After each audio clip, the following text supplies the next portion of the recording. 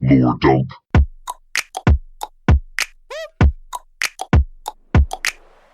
Guys, I'm really kind of bored of Kiryu at this point. I just want him to live a happy life with his children. Yeah, me too. And you know what's better than one Yakuza? Right. 4 Yakuzis?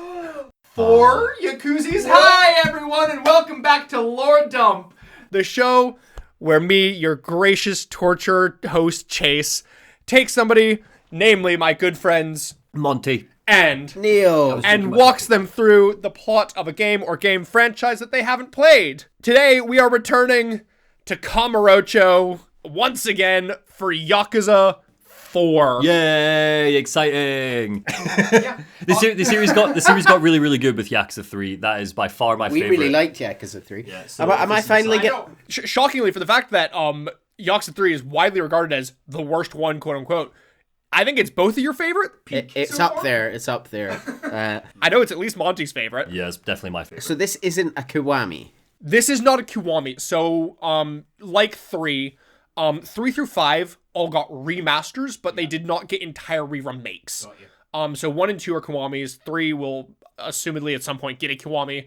4 and 5, no word on that. And honestly, 4 and 5, for the most part, play fine. Okay. By the time you get to 4, this is basically the Yakuza 0 engine. Okay. So it plays very similar to Yakuza 0 and 1. This is early still in the engine, so it does still have some of the gameplay carryovers and hangups of 3. But they have been smoothed a lot for reasons we'll get into. This game came out less than a year after 3 did. Wow. What? How? I mean, well, luckily with these, because they use the same engine and because every game is set in fucking Kamurocho, there's very little that they need to change environment-wise. They really just need to kind of maybe add a couple new characters and chuck them all in a plot. So they're able to really iteratively focus on that. Up until the recent games, there's been, it used to be they were releasing them every 1 or 2 years. These days, it's like every 4 years. Because Dragon Engine's a lot harder.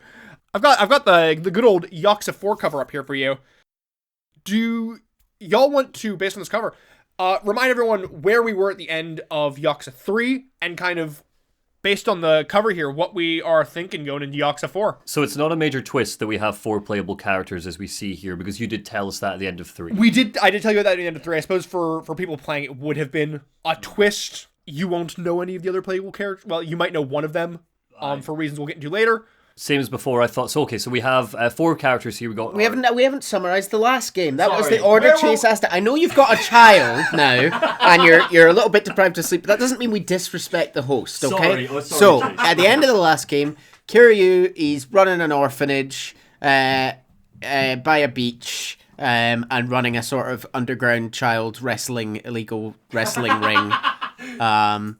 With the not asthmatic boy. Yes. Thank God he's not asthmatic. He can still be a wrestler. Yeah, he was just allergic to something. Do you specifically kind of remember what happened in the second to last scene of last game? He died. Well, he got stabbed. He got stabbed again. Yeah. Bye. Oh, some asshole. So long ago. I can remind you his name was Hamazaki. Hamazaki. He was the one who was working with the Chinese triads Okay. in Yakuza 4, trying to take over the Tojo that way. Does he come back? Is he... I mean, as of right now, assumedly in jail. Oh yeah, fair point. Because he, stabbed Kiryu in broad fucking daylight in the middle of Kamurocho. Where is Morning Glory, the orphanage that he runs? It's in Okinawa. Okinawa. Okay, yeah, cool. And his good friend Rikia, he Rikia, died. yeah. Rikia died. died. Yeah, and the most tragic death, arguably, of the whole series. Well, maybe not tragic in the sense of like what it does to Kiryu, because his childhood love did die, and Nishikiyama did die. I can see the argument for Ricky being. It's the most death tragic. that I've cared most about. I think. Yeah. Spent the most time. Well, Well, He was a nice Not guy. really. Not really. yeah, we just liked him. Yeah. So the front cover here, we've got sort of obviously Kiryu, and then our 3 other protagonists. We've got sort of stylish teenager. Yeah, like he's part of maybe like a J-pop band. Okay, we've got sort of I don't know. A guy that looks like Daigo in a pink suit. Okay, I can see that. I hope Daigo's in this game. Me too. And then a sort of Punisher looking guy. Yeah, with long hair. It's kind of like a homeless looking man with Does the long green jacket immediately screen? Well, I think it's like Stallone in what do you call it? Oh my god, Rambo. I'm already so tired. Rambo. Yeah, it's like a kind of Rambo character. Adrian! Oh, that's not Rambo, it's Rocky. Can start. Oh. Yes, and then in the background we've got 5 characters, none of which I recognize. They'll all be dead by the end of this. Probably, yeah. They look like our 5 bosses, our 5 lieutenants of whatever veckery is going on. Yeah, I'm excited. Let's just get into it. I want to know what happens. I want to know. Straight. Oh, actually, I do want one little thing before we get into it. And I'll get in more detail. Funny you say that he looks like a J-pop idol. That guy is the first instance in the series of a mo-capped actor. Oh. So that is I forget his name. I have it later in the PowerPoint. We'll get into him more later. That is a Japanese actor. Right. The funny thing, the one in the cover is not the one in remastered. That is his face from Yakuza 4, the original. Not really sure why it's on this poster. We'll get into that more later. That's a whole thing. If I'm not mistaken, Chase, this is the game where finally, we will learn why you dislike the best character in the entire series, Daigo Dojima. Oh, Daigo. Die. Go. No. I think as I was going through this game for the script, and I was talking to a few other people who've played it, who also hate Daigo, I think we all really agreed this is the game that it kind of like solidified just how fucking useless Daigo is. Okay. Oh, it seems like, I don't know, he kind of saved the day last yeah. time.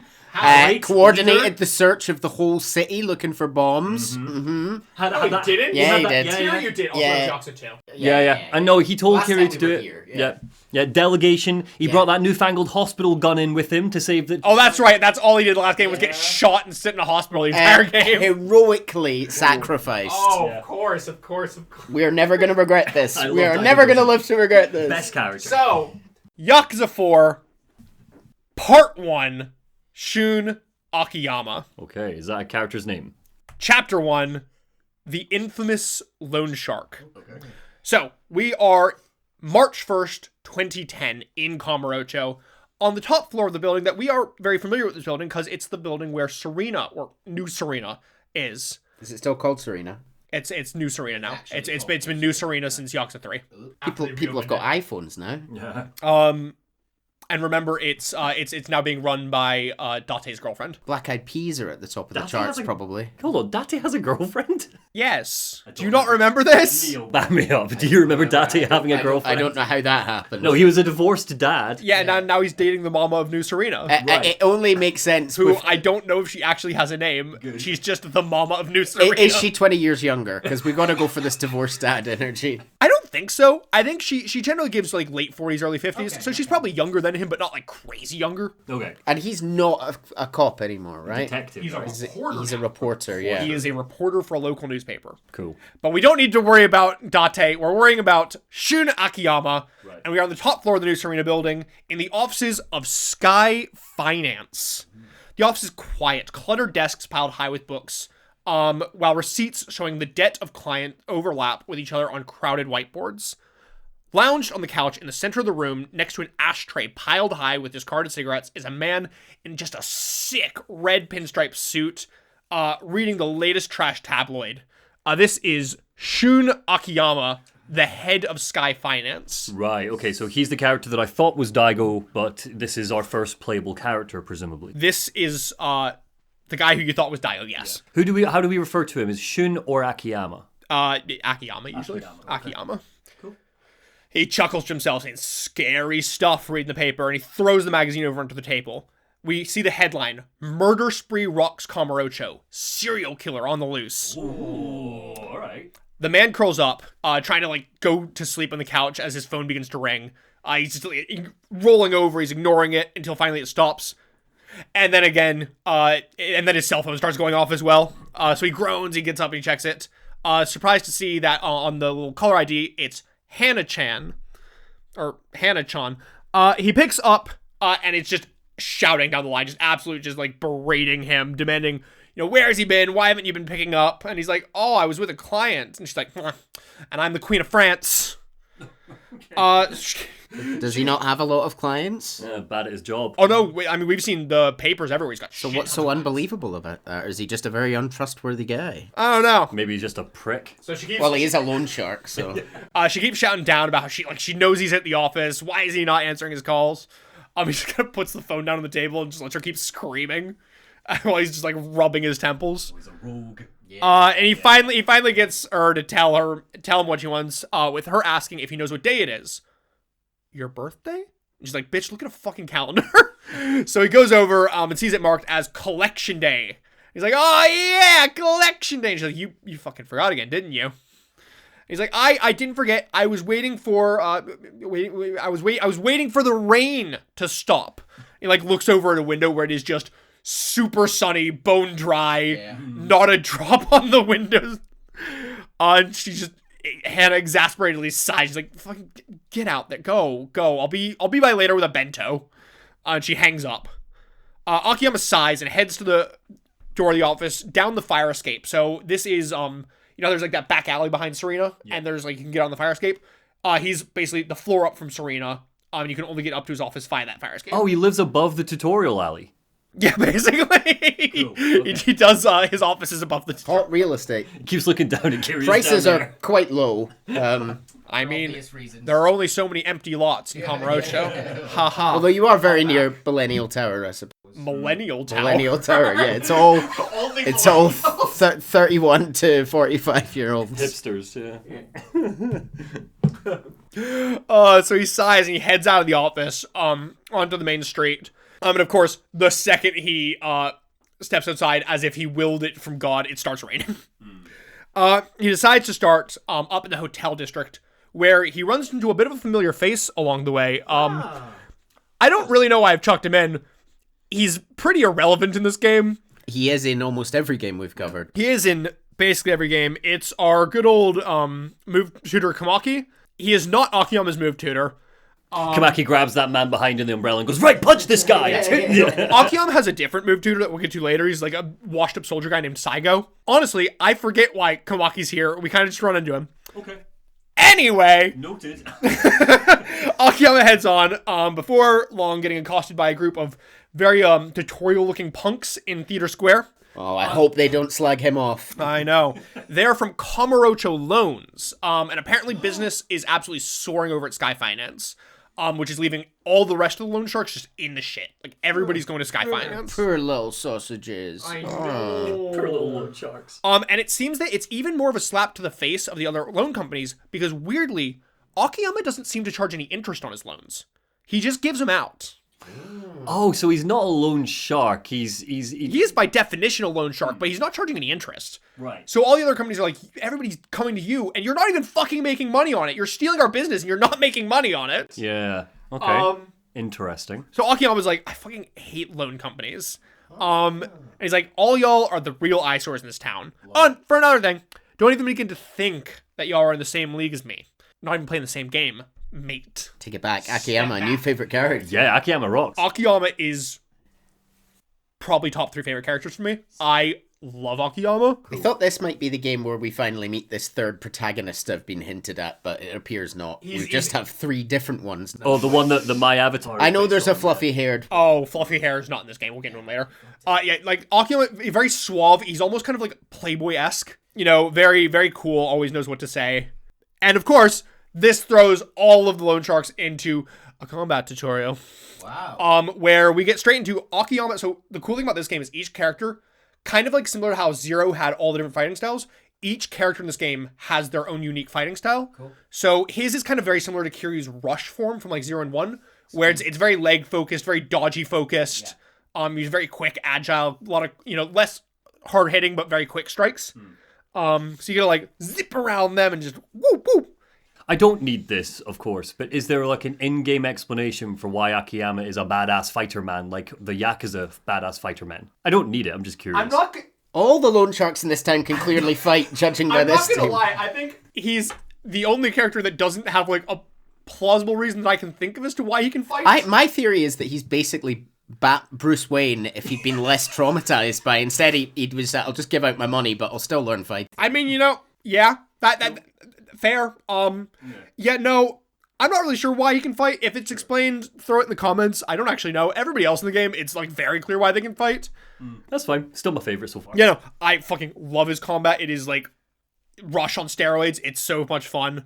And I feel like it's the one that mostly inspired Yagumi's fighting style in later Judgment games, but we're not on Judgment. We'll get to those maybe one day.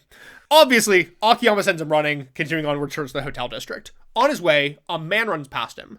Akiyama recognizes this man as, I do have a picture, but I'll get there in a second, Kido-chan from Kanemura Enterprises, which is a Yakuza family. Okay. Katamura. Kanemura Enterprises is the name of the family, and the guy who ran past is named Kido. Okay. Kido. Do we know who they're like a subsidiary of? Are they Not as far as we know. They must be Tojo. Oh, well, we don't know if they're under a family or if they're quite senior. Yeah, Akiyama kind of seems like something must be wrong because Kido just kind of blows right past him.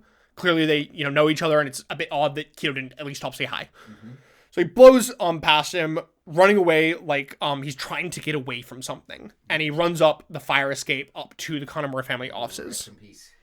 So he heads up to a small family office, hurriedly opening the door, clearly very out of breath as two other kind of clearly below him Yakuza, walk over, welcome him back. You're like, oh, you're soaked to the bone. Get in here. Let us serve you.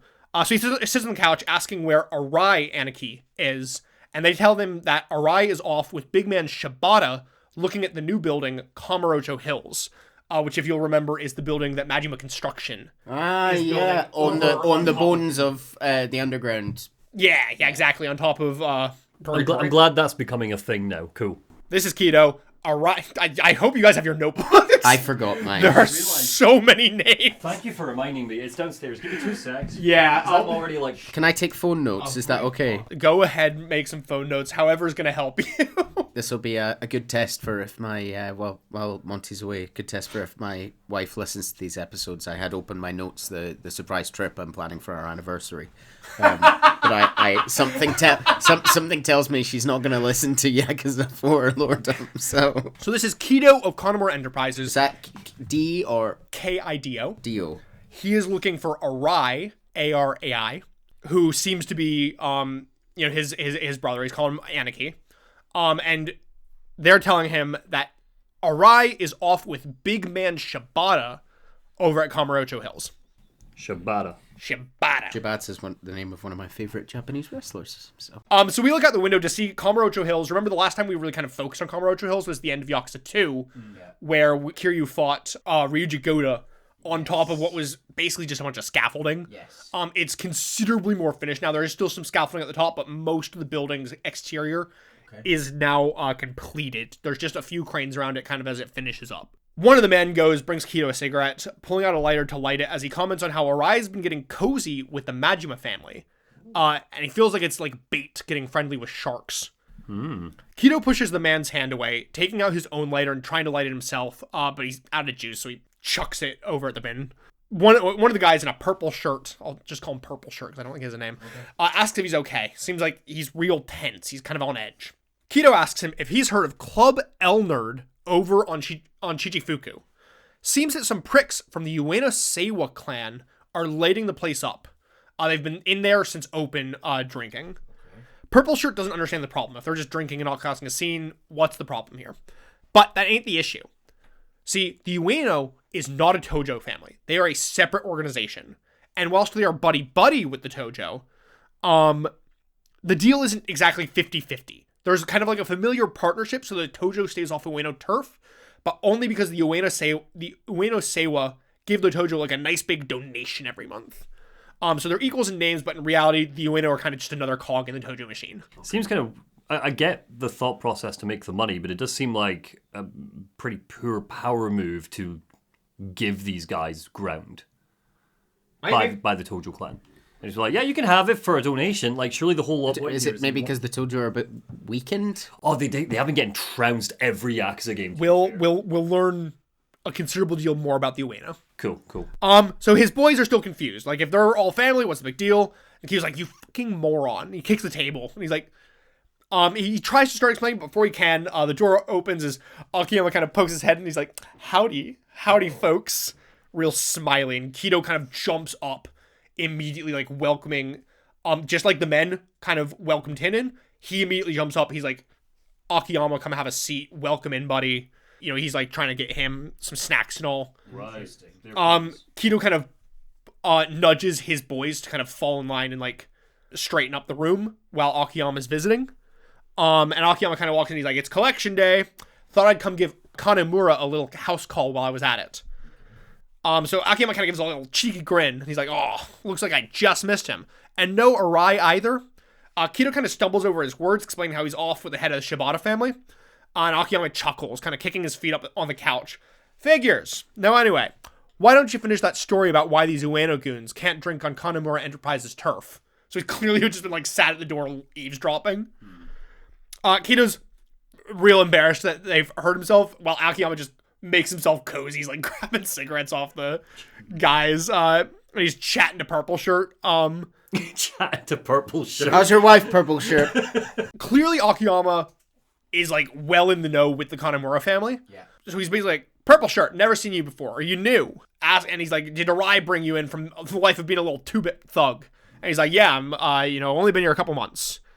I'm curious to learn how, I'm sure we will, how Akiyama has managed to kind of attain such a station within the Tojo or adjacent to the Tojo when your worth is defined by how much money you provide. And so I'll put it out here now because I'm not sure if I say it later. We'll learn fairly quickly. The Kanemura is like bit family in the Tojo. They are like bottom rung family in the Tojo. Very small. I'll just say this now. We learned they are a subsidiary family of the Shibata family. Okay. So they're not even like a Tojo direct family. They're very small. So Akiyama being ingratiated here does not inherently mean that he's like ingratiated with the Tojo as a whole. Shibata is a Tojo direct family, so they're like kind of two down. Yeah. Kind of similar to how the Cosma family was back when it was under Dojima. Yeah. Kido interrupts his casual chat with Purple Shirt, saying how if he's looking for Kanemura, he can have him drop a line later. And Akiyama kind of looks wounded. He goes, "Oh, you're kicking me out!" And Kido tries to backtrack. He's like, "No, we're just real busy here, and we don't know when he's going to be back." And right, busy. Say no more. Akiyama gets up, walking towards the door, commenting on how it's going to be a hell of a night, and he kind of very clearly is like not gonna leave, and he's like, a couple of strays digging holes on an alpha dog's turf. Purple Shirt kind of sits there with like a confused, dumb expression. That's Purple Shirt. Good old Purple Shirt. So Akiyama breaks it down, telling him to forget all the clan and family stuff for a second. Say that you wanted to grab a drink on... Sorry, everyone. What are you chuckling at? I've just written in my notes. How does Purple Shirt factor into all of this? Who else but Purple Shirt? He's your 11th hour villain. He's Kiryu's secret brother. Kiryu has a lot of those. Still waiting on it. Yeah. It's coming. Yeah, sorry, continue. So he's like, forget all the clan and family stuff for a second. Thank fuck. Say that you wanted to grab a drink on the town. Would you do it in a place owned by your boss, Kanemura-san's boss? Would you start acting like hot shit on Shibata family territory? Of course you wouldn't. That'd be a kick in the nuts to both Shibata and Kanemura. And I think you know who's nuts. Arai would be coming to kick next. I don't know if I have this either. Arai is the captain of the Kanemura family. Gotcha. So Kito's clearly like been there a while. He's, up there, but Arai's the captain. Same deal here. Kamurocho belongs to the Tojo. Always has, always will. But here come the Ueno Seiwa flying their colors. Big no-no. They're pissing all over you boys here at Kanemura Enterprises. Probably think nobody can stop them muzzling in on your property. Yeah, sure, you're under the Tojo, but your outfit's what? 5 guys? That's baby's first Yakuza. Purple Shirt's kind of stupid, like, glazed over expression starts turning into one of like, are you fucking making fun of us? You fucking trying to square go? And Akiyama just kind of fixes him with like a cold stare. That then immediately melts back into his like very gracious smile. He's like, that's the spirit. That's what I want to see. He tells Purple Shirt to keep it up. A guy who doesn't get pissed when somebody disrespects his family isn't worth keeping around. He gives Purple Shirt a playful little punch to the chest. Anyway, chin up. You got some peacekeeping to do. I'll be in the red in no time flat if you guys can't take care of business. He apologizes to Kido for running his mouth and goes to leave, but stops before he does. And he kind of turns back to Hito. By the way, Kido, I have a message for Kanamura-san. Tell him that his Yakuza days are numbered if he doesn't bite back when a stray attacks. Remember, I don't loan cash to a wannabe Yakuza just so you can balance the books on your tributes. Oh, and make sure he doesn't forget the terms of our little loan agreement. Kido looks down, clearly kind of very ashamed of Akiyama's message. So the Kanamura family is so ingratiated to Akiyama because their boss is in debt to him. Yeah, so he's lent money to their boss. And I wonder what the terms are, the mysterious terms are of his loan then. Because I get the sense that Akiyama's a bit of a good guy, so maybe it's like, oh yeah, I'll give you the money, but you can't, prey on innocent people or whatever. There's only one piece of advice I can give this man. Do not loan to Purple Shirt. You are not getting that money back. You're not getting that money back, yeah. So Kido, Akiyama leaves and Kido just flops on the couch, exhausted. And suddenly, as he does, the door in the back of the office just flies open as a heavier mustachioed man walks out. Kanamura. That jackass Akiyama finally leave. They're shocked that Kanamura has been here the entire time, just listening at the door. And Kido kind of rushes over to light Kanamura's cigarette as he sits down. He muses to himself about what they're going to do about this Ueno situation. Kido saying that he'll get in contact with the Rai right away, even if he is with Shibata. All they know is that they want it dealt with discreetly. Kanamura just washes his hands of it. He's like, good, you and Arai deal with it. It's y'all's deal. So in Arai's hands. And he kind of walks back to his office. He's like, thanks for the smoke. Bye. Kido sits back down. Purple Shirt's like, by the way, who was that Akiyama guy anyway? Shoot Akiyama. He's here every week, Purple Shirt. He was at your wedding. Get together, Purple Shirt. Shun Akiyama, age 32, runs a loan company called Sky Finance over on Tenkaichi Street. They call him the lifeline of Kamurocho. Interesting. The guy lends money to people with nowhere left to turn. So he's a loan shark? Not sure he'd call himself that, but that's pretty much spot on, yeah. Though I will say he's kind of different. His loan terms aren't exactly what you'd call industry norm. Like some kind of special application process. Yeah. Is that Purple Shirt? That's Purple Shirt. Yeah. That's Purple Shirt. He's a bit gangster. I love it. Before Sky Finance lends out their cash, they need to see if the loanee is worth it. So Akiyama comes up with a test to figure out if they're up to snuff. Stuff like volunteering, helping at nursing homes. Thinks it's pretty weird. Okay. What's he get out of all that? Beats me, but if the rumors are true, the guy doesn't even charge a yen of interest. How's he keep business running then? Seems counterintuitive. Purple Shirt's Barry's brother. Beats me. That one's probably an urban legend. I'm sure he's got some kind of system. Plus, he drops into his clients like he did to us today. Make sure that nobody skips town. Weirdest money lender I've ever heard of. As the voiceover continues, so this is all voiceover as we watch Akiyama walk through town. We see him head into a convenience store and load up a basket with all the beer and sake that it can fit. He leaves the store, walking down the street with 2 fully loaded bags, before stopping in front of a small cardboard shelter, placing the bags on the ground as a homeless man comes out, his face just beaming up at Akiyama. The scene shifts to all the homeless gathered with Akiyama, they're all chilling around some, barrel fires, just having a great time chatting away. I can't get a read on the guy no matter how hard I try. All I know is people he lends money to once never borrow from him again. Akiyama looks over from the tarp he sat on, watching as a man is led to a car by another. The man gets in, rolling down the window slightly, thanking the man for his time that evening, saying that at least now they know what that building's worth, as he looks over at the nearby completed Kamurocho Hills. The man outside the car's phone begins to ring, as the man in the car says that they're done for the day, thanking him and handing him a small wad of cash, saying to buy himself something tasty. We learn that the man inside the car is Patriarch Shibata, and the man accompanying him is Arai, captain of Kanamura Enterprises. Arai looks like he has his shit together. If we get the sense that the Kanamura setup is a bit ramshackle and a bit crap, and Arai is one of the captains, it seems like Arai is up to his own thing. He seems to know what's going on. So remember, not one of the captains. There is one captain. They're second in command. You're thinking of lieutenants, which are under a captain. That's it, yeah. I don't think Kanamura officially has lieutenants, but Kido would probably be a lieutenant if they did. I think they just don't have enough people to just... Shibata being a patriarch means there is a Shibata family. There is a Shibata family. Cool. They are Tojo direct. And he's been in there consorting with the Shibata family who are above them, doing something. Yeah, because remember, the Kanamura family is a subsidiary of the Shibata. Got it, purple shirt? Got it, purple shirt. So we get the sense that he's on the phone with Kido because before he hangs up, he's like, I'll be right over to Club Elnerd. Akiyama tails Arai over to Club Elnerd, getting held up by the bouncer who tells him that there's a situation happening in the club and asking, like, can he come back later? Just a bit of drunken belligerence from some of their customers, nothing to worry about. Akiyama obviously just completely ignores him and just blows right past him into the building. El Nerd is how a Spanish person would describe you. El Nerd. Wow. Clever. You're really on top form with the jokes today. I'm warming up. Chase. Yeah.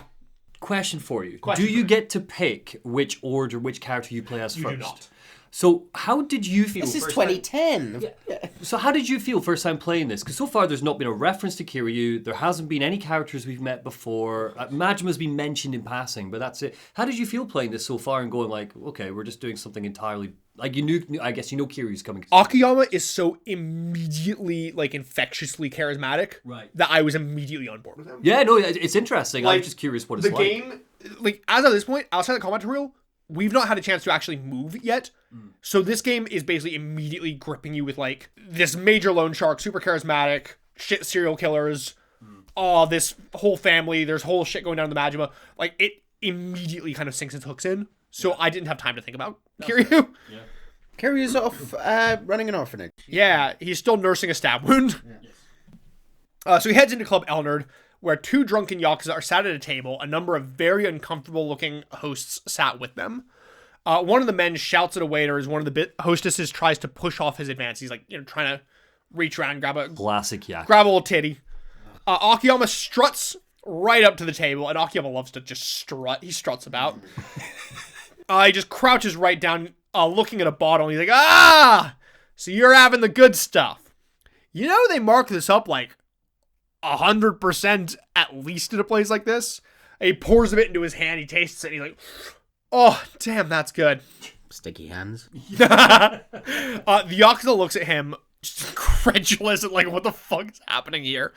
And he's, like, shouting. Akiyama just completely ignores him. And one goes to reach for a bottle, and Akiyama just snags it right out for him. Again, just pouring it in his hand and giving it a little taste. The man grabs for another bottle, trying to swing it at Akiyama, but Akiyama just, like, deftly dodges it and just hurls his own bottle, smashing it over the guy's head. Just walking into places, picking fights. Instantly, the guy's just, like, in a heap on the ground. Yeah. As, like, the glass shatters all over the girls. He's like, oh, sorry. As the girls are kind of, like, scatter. It's a good thing it's me you picked a fight with. If it had been a big, scary Yakuza, this would have meant war. So the still conscious one looks over at the unconscious one in fear as Akiyama, goes over and picks up another bottle. And he's like, shit, man, this wasn't part of our deal. The scared Yakuza gets up as Akiyama questions what deal. And before he can get an answer, though, he hears his name being called from the entrance as Kido runs in, asking what the fuck's going on. Why are you here? He tells Akiyama that Arai will be a while, so they're alone. The Yakuza start shouting, and Kido goes to get involved, but Akiyama tells him to stay back. As of now, this has nothing to do with Kanemura or the Ueno. This isn't a Yakuza thing. This is just a fight between two men. Yeah. So remind me, sorry, the only reason he's picked this fight is purely because that guy was being a creep. We're very swiftly getting the impression that he's stepped in because if the Kanemura had come dealt with this, it may have meant war, and he's trying to deal with it before the Kanemura can involved, so the Ueno back off without a Yakuza war starting. Interesting, okay. So the Yakuza smirk that Akiyama knows who he is, shouting that he wants to start a war.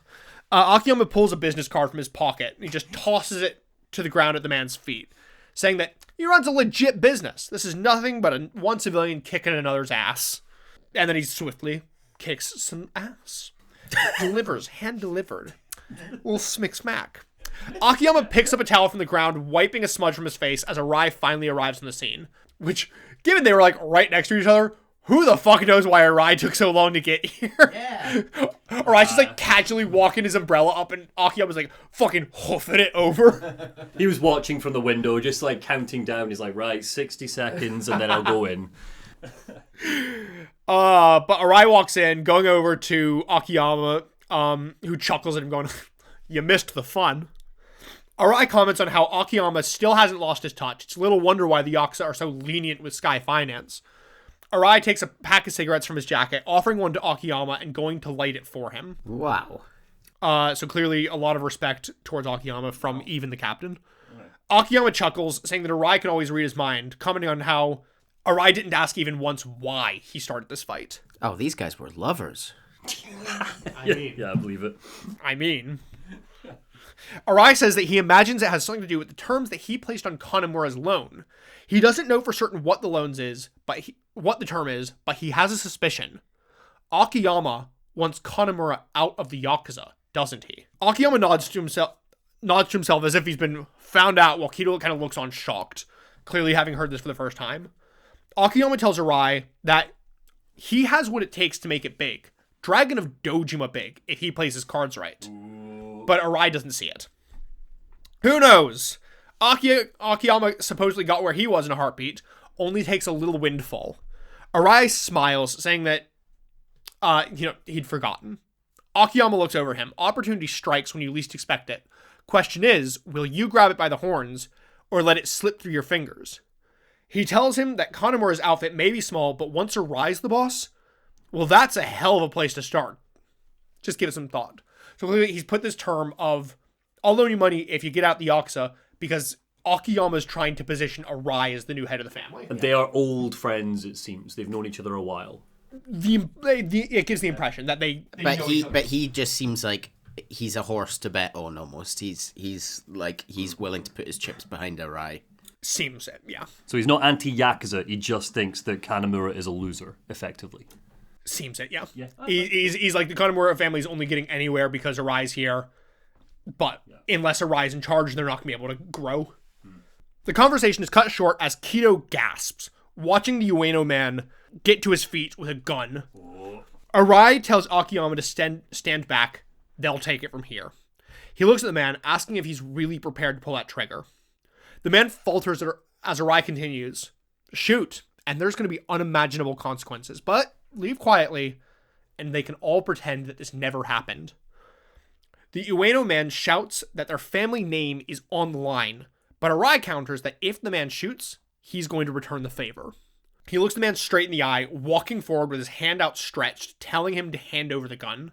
The Ueno man trembling as he approaches. Arai grabs the gun, beginning to pull it down, when bang, a shot goes off, hitting Arai in the side. Akiyama and Kido rush to grab Arai as he falls, with the Ueno man just, shit as he rushes to grab his pal. Do we know for sure it was that that guy shot him? Yeah, Okay, alright. Yeah. Oh, fucking hell.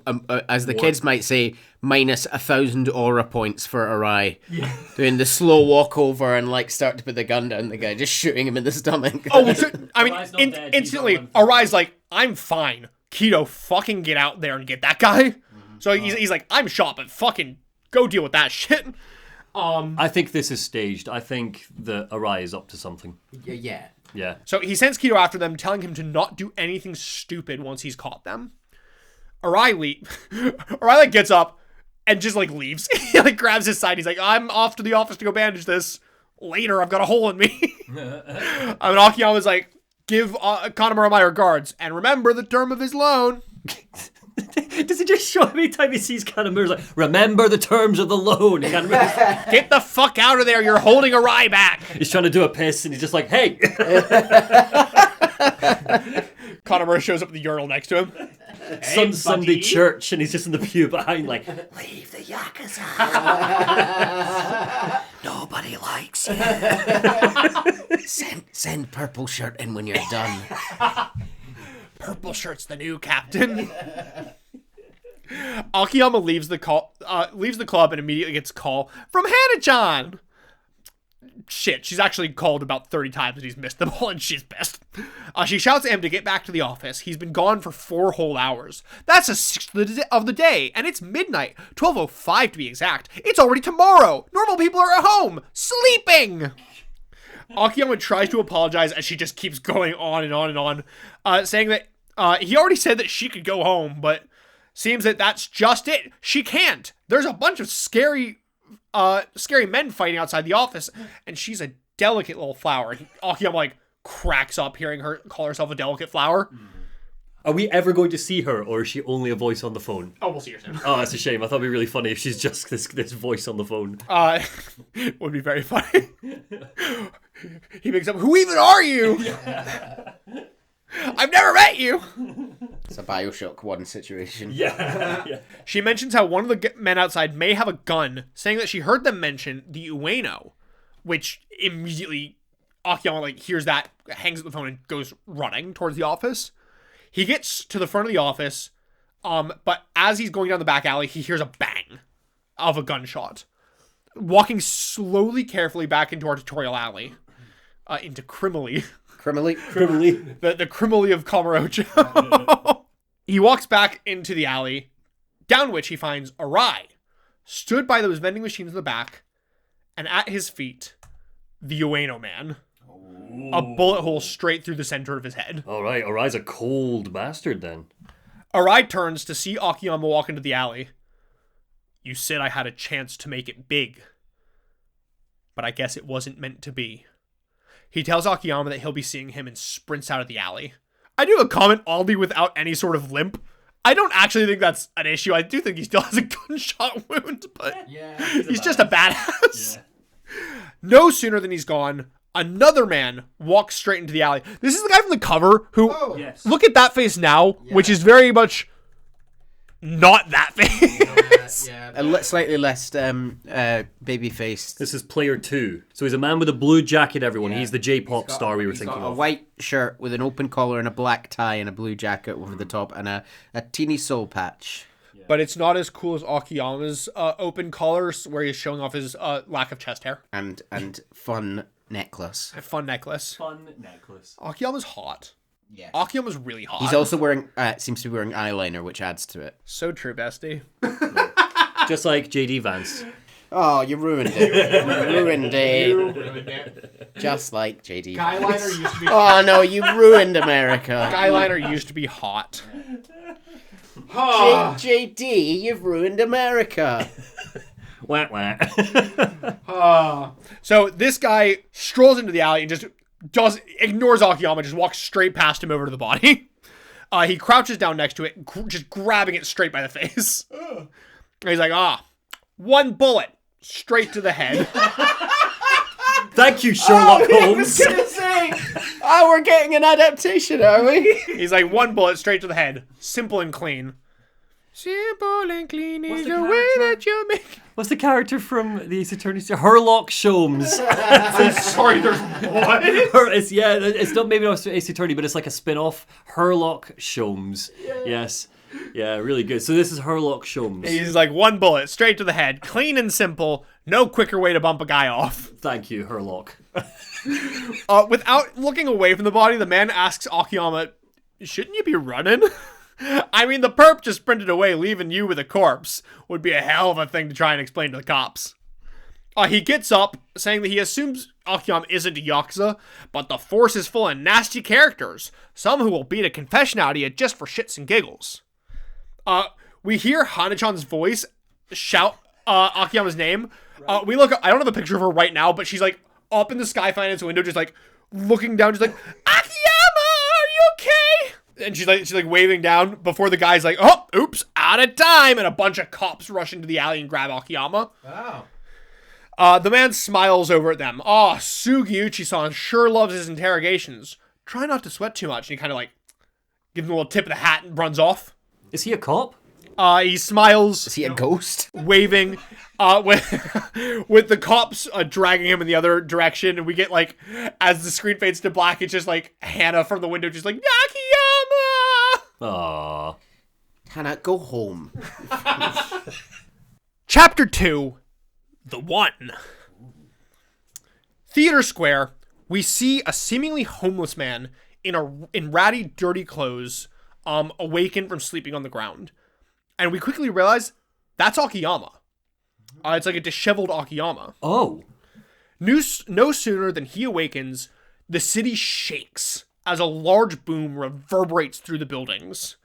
People scream as they look up to see the top of the Millennium Tower explode in a fireball. Not again. With smoke trailing into the sky. He looks up to the sky, a look of confusion crossing his face as he reaches up, catching a piece of paper floating down from the sky. He looks over it, looking at it closely. Cash? He looks around him as from the sky, millions and millions of yen, maybe even billions, rain down from the sky around them. His eyes go wide, and the people around him realize what's happening, reaching to catch more and more of the falling money. Akiyama falls to the ground, collecting as much as he can, just kind of scooping it all up. A chance windfall granted to a lost man. This is the explosions presumably from the end of Yakuza. Yeah, this is the Millennium Tower explosion at the end of Yakuza 1 with the Tojo's 10 billion. This is a second Kiryu who's hit the tower. No, this is the events of Yakuza 1, and this is the Tojo's 10 billion from that game. Right, okay. In many ways, you'll continue to see Yakuza 4 kind of feels like a spiritual sequel to Yakuza 1. Interesting. The dream fades as Akiyama wakes up in the present day in a prison cell, with a cop on the other side of the bars telling him that he's free to go. As he leaves, a cop leans on the wall looking almost disappointed. Good thing you had a witness. You better thank Calby Deluxe from your office for saving your ass.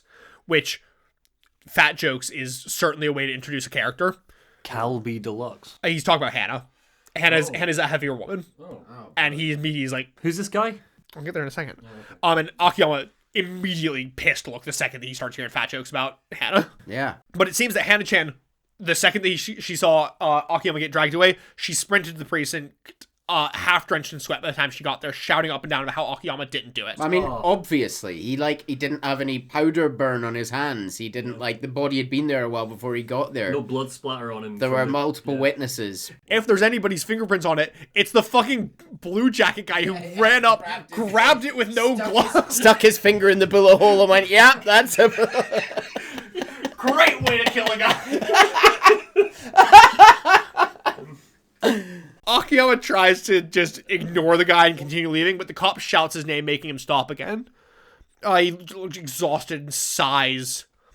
Stay away from those Kanamura dirtbags, got it?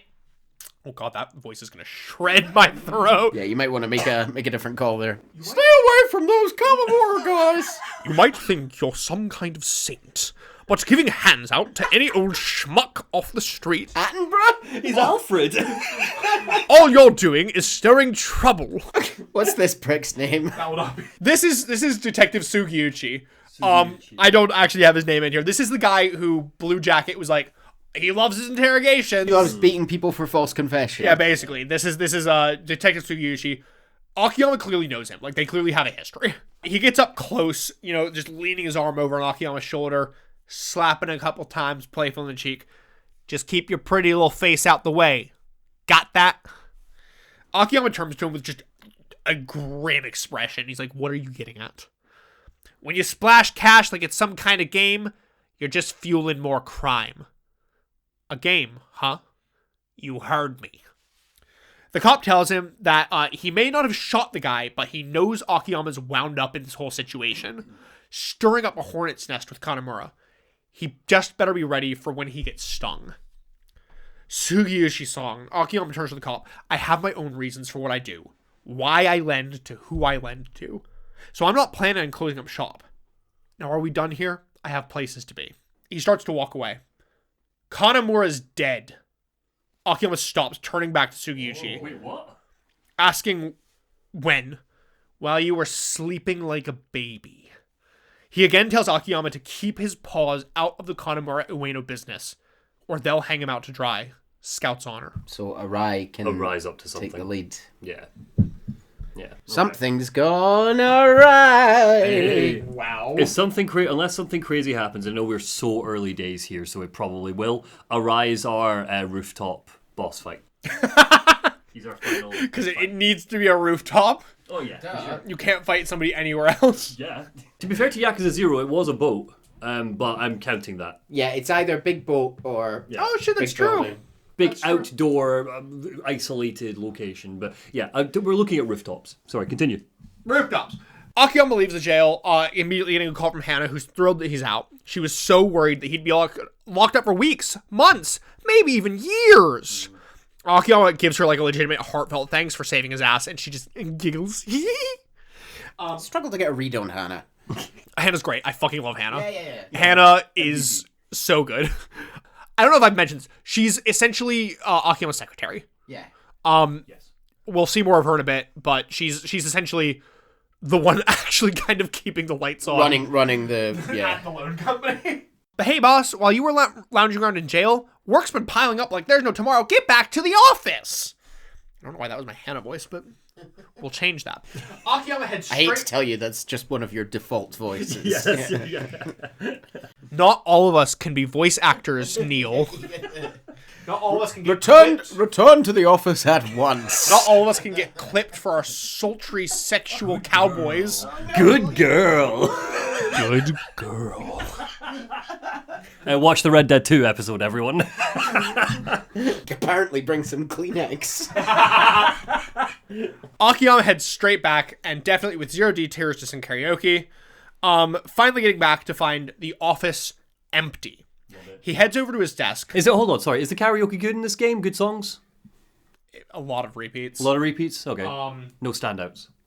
No real standouts. That's fine. Legitimately, I can't think of a real standout. We've discovered the real reason why Chase doesn't rate this game. No, I'm not gonna lie. I'll kind of I was gonna put that out there in the front.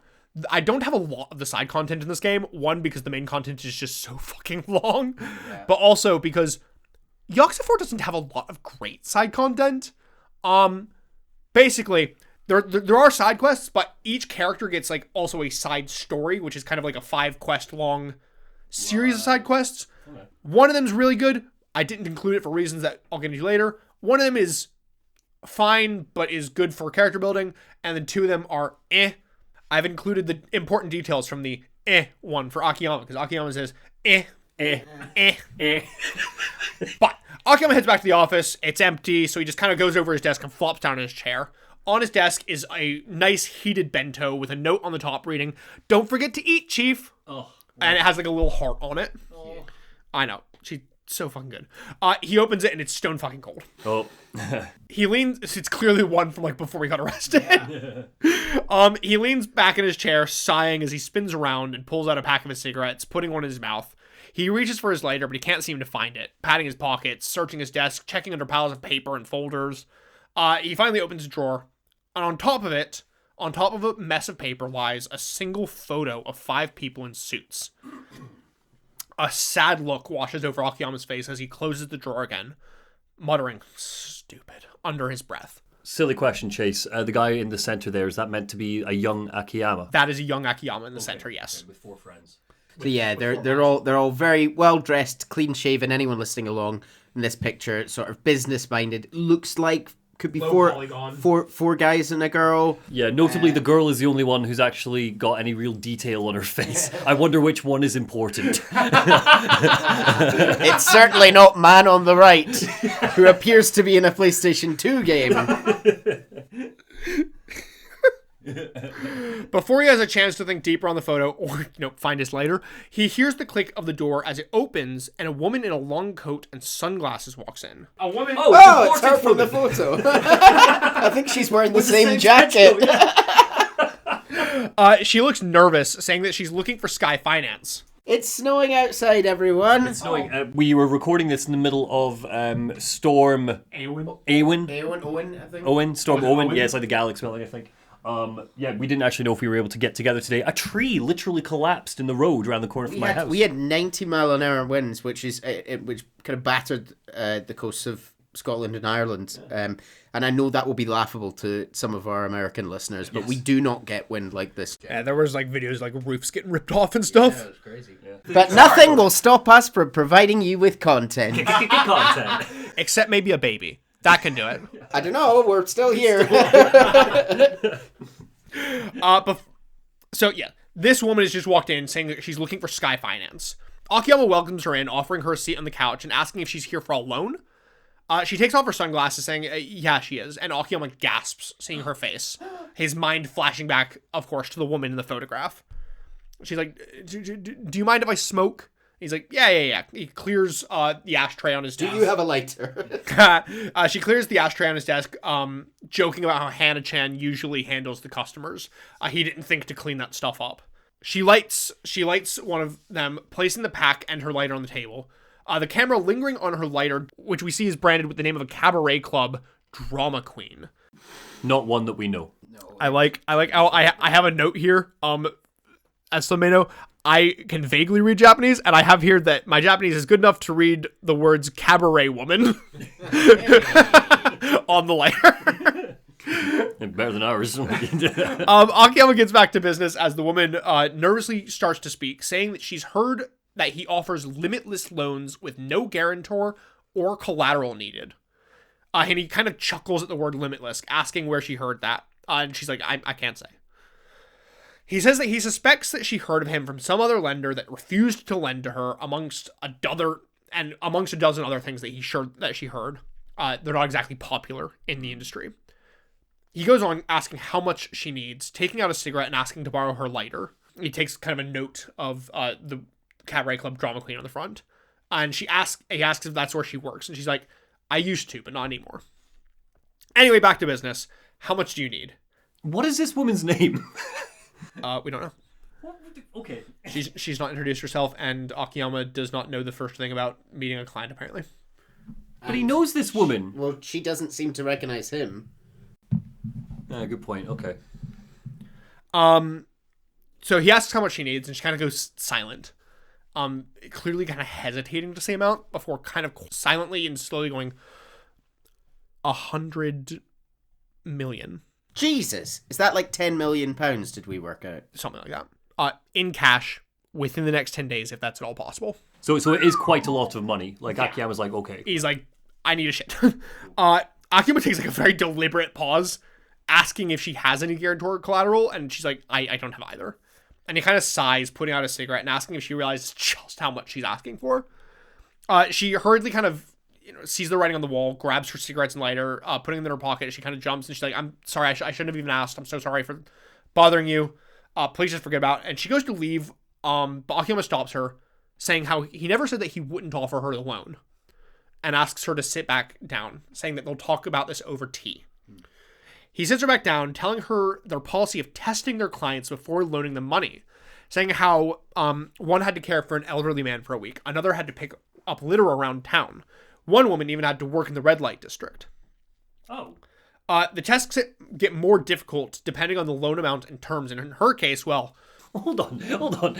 Here's a list of typical tests that I do. Helping homeless people, caring after the elderly, also sex work. My feeling is... Forced sex work. To be fair, he just said work in the red light district. My feeling is that it's about... he's doing a whole, changing people's perspective thing. So if you're, a really wasteful prick, he had you picking up litter. If you were a sort of careless bastard, he had you looking after people. And if you're a lech, maybe if you were something like that. Yeah. Fair enough. Or being very generous. So yeah, she's gonna have a hefty test, but if she can pass it, he promises that he will loan her the amount that she asked for, and under the terms that she specified. He brings back up the 10 days, asking why she needs the money that fast. And, if she is in such a hurry for the money, is she willing to risk some of that precious time on a test that she might fail? She grabs her tea, downing it all in one as she steels her resolve, looking him in the eye. Yes, I have to try. This is the only option I have left. Before he can discuss the details of the test, though, his phone rings, and it's Kido. He tells Akiyama that he just left the police precinct where he had been brought in for questioning regarding Kanemura. It seems that it was Kido who found Kanemura dead in the back room. Seems that Sugiyuchi updated him on Arai as well, and they decide to meet up later. Akiyama hangs up and returns to the conversation at hand, asking the woman to come back the next day to give him some time to plan the test, but to come prepared. It's going to begin the second that she arrives. She thanks him and gets up to leave, Akiyama escorting her to the door and watching as she walks down the fire escape, but stopping her, realizing that he never asked for her name. Lily, she responds, but being unwilling to divulge if that is her real name or just an alias. Not sure if that really makes a difference to Akiyama. As she leaves, Akiyama takes, and I will say, Akiyama does not, like, he does question if that's a real name. He does not seem to recognize the name Lily, which I think is probably why he asks if that's a real name, because he's like, are you the person I know? Question mark. As she leaves, Akiyama takes out his phone, going up to the roof as someone on the opposite line picks up. He tells him that he'll be bringing a new girl to the club tomorrow, telling the man to shuffle schedules if he needs to, just make it work. He hangs up as Hana-chan arrives at the office. Aww. There you go, you can finally see her. Cute little outfit, nice pink bow around her neck. Yeah. Pretty much exactly what I imagined her to look like, actually, yeah. She arrives and they head in. Of course, he instantly leaves. So Akiyama heads out, getting a call back from Kido, asking if they can meet on the roof of the red building in Theater Square to talk. I have a part here that I can cut. I wrote like three. Take it. Well, I wrote like 3 pages on a side quest before getting there and going, this is the really side story. And I have a red note here saying potentially cut for me. Just lost 3 pages. Kill it, baby. Yeah. I'll give at least the TLDR because there are at least some important details. Basically, he gets a new client. The guy's name is Shiobara. I have a picture of him. He's like an old businessman who was given a business, inherited a business from his dad, and eventually ran it into the ground because he wasn't willing to downsize. He was like, I'd rather the company fail than lay off any clients, which still puts the people out of a job, so not really helpful. And he's like, I need, $3-5 million to start a new business. And he has no ideas. So how is he going to get this money back? It's like really? Nathan for you then, is it? Where Akiyama comes up with a business idea for him. Well, no, so he's put on a whole bunch of, he's given a test, he fails it, he comes back begging, and Akiyama kind of keeps giving him chances, and he just keeps failing these tests. And Hana keeps getting like increasingly annoyed because she's like, you're meant to give him 1 test. 1! And he's like, at this point, giving him like 6 tests, he keeps failing. He does finally in the end pass, and you get like a whole series of quests where it's the misadventures of Shiobara as he starts a new business, and then he fails, and then he becomes a loan shark, and then he fails at that. And then he tries to run Akiyama out of business, and he fails at that. Oh my god. And it's a whole mess. And eventually, in the end, Akiyama he learns his golden ways, and Akiyama gives him $5 million. Right. Yada yada. You are never getting that back. Yeah. I understand why you cut it. Fair enough. I also don't begrudge the game for making that a series of side quests because you are a loan shark, so doing loan shark things. Because the main thing that you get out of this is you kind of get a sense for how Akiyama does business. You kind of give a sense for the tests because let me see if I have kind of some brief highlight notes of the kind of tests. I think one's like, you need to find 3 business partners who are willing to sign with you. And he's like, I'm so popular. I know so many people. Right. And he's not able to get a single person who's willing to go in on a business. Yeah. And then he has another, and he's like, bring me back 10 business cards from company presidents. And he comes back and he only has his dad's. Oh, God. Oh, no. That's so embarrassing. And Akiyama sat there like, I'm a company president who gave you my card. That could have at least been 2. And like, Akiyama's not even trying to be like, go find clients. He sat there like, if it were me, I would have just taken my own business card and copied it 10 times. I didn't say that had to be 10 unique ones. You didn't even think about this test. Okay. I'm with Hana. Get this guy out of here. Yeah. Another test is he's like, go to a host club and get one of the hosts to go out with you on a date. Which, common enough for hostesses to go out with clients on dates if they are like repeat customers. Basically unheard of for a first-time person. But he's like, if you have business charisma, you might be able to. And finally, in the end, he gets to the final test where he has Akiyama's business partner who runs like an advertising business. That very successful business, but is continuously in the red. And he's like, they've been asking me for help. I'm going to send you over, show your business experience,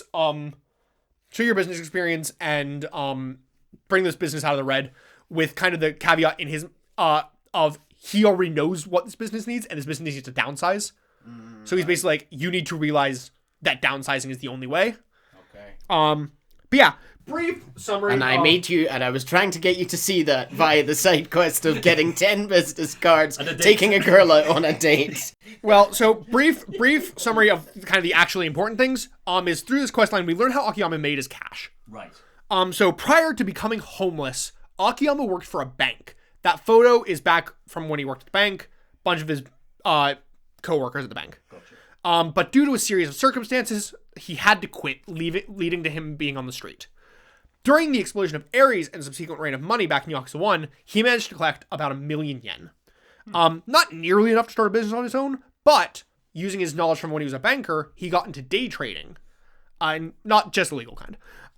But seems that he had a talent for it because he managed to turn a tidy profit, then getting into futures trading, and it boomed even further until eventually he was making a businessman's salary thousands of time over in just a few short years. Wow. With more money than he knew what to do with, it made him lukewarm on the idea of making more, so he decided instead that he wanted to see people who'd lost their money and hit rock bottom pull themselves back up again just like he had. Yeah, help people like he was helped. See, the thing is, I don't think it's inherently that he wants to help them. I think it's he finds personal interest and self-actualization in watching other people struggle in the same way he did, and he's just willing to give them the same windfall opportunity that he had. That is a fascinating character trait. But that's like unpack that in therapy. But it's kind of also why he gives the tests, is because he gives the tests because he wants to be sure that it is somebody who is going to pull themselves. Yeah.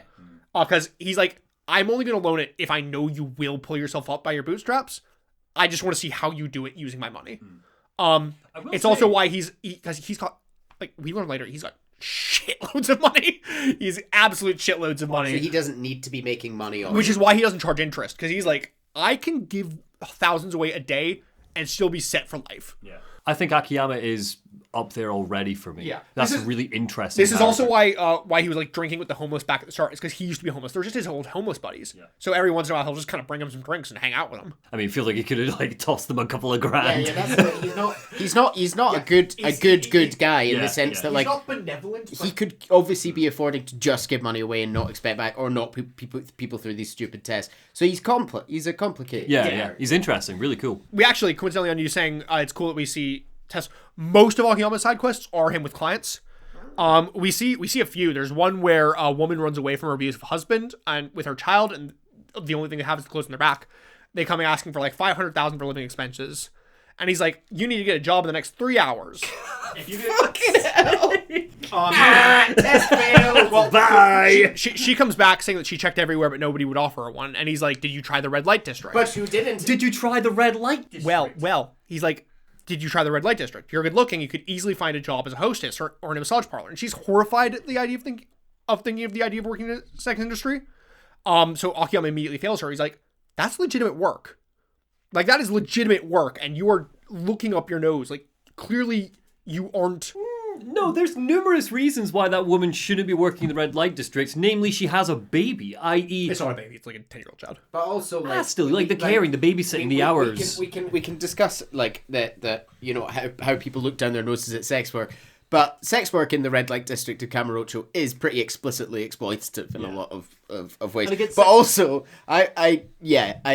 so he doesn't give her the money, just to clarify. No, he does not. I thought you were going to say he was going to turn around when she came back and go, "Ooh, but you didn't think to ask me for a job." Ooh. Yeah, that would be fun, yeah. He just fails her for looking down on sex workers. No, because it's not like... I don't know. I didn't play the quest. I don't know what the individual dialogue is. Maybe this woman's really snooty or whatever. But, you know, like it's... I don't know. I'm not going to say it's great reasoning, but at least that's kind of where Akiyama's mindset's at when he loans his money. Sure, yeah. Oh, look, still interesting character. I'm still well on board. But yeah, super interesting. So, Akiyama heads over to Theater Square and meets with Kido on the roof of... the Red Building. The Red Building. Neither of them are able to believe what's happened. That's where Red Shirt lives.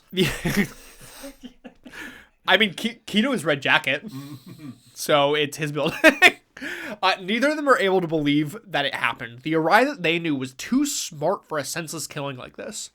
Kido tells Akiyama that after all that stuff went down to the Ueno goons, he was unable to get a hold of Arai, so he decided to head back to the office where he found it dark and empty. Suspicious. He wandered into the back office, knocking on the boss's door, but not getting a response. He let himself in, finding Kanemura dead on the couch. I'm assuming this is Shibata. If Araya went to see Shibata that morning and that evening he offs a guy, It seems like a safe bet. He's getting cozy with Majima, so Majima might somehow be involved with this. Majima's gone straight. Yeah. Ish. I was about to say, different kind of straight. Yeah, no, not that kind. So he sees this, immediately runs away. He never managed to get a hold of Arai. And he ended up going to the police to report the death himself. So it seems that Kanemura was stabbed in the death. No! He was stabbed in the death. Who deduced that? Herlock Sholmes. He was Quickest way to death, man. He was stabbed to death with no sign of struggle.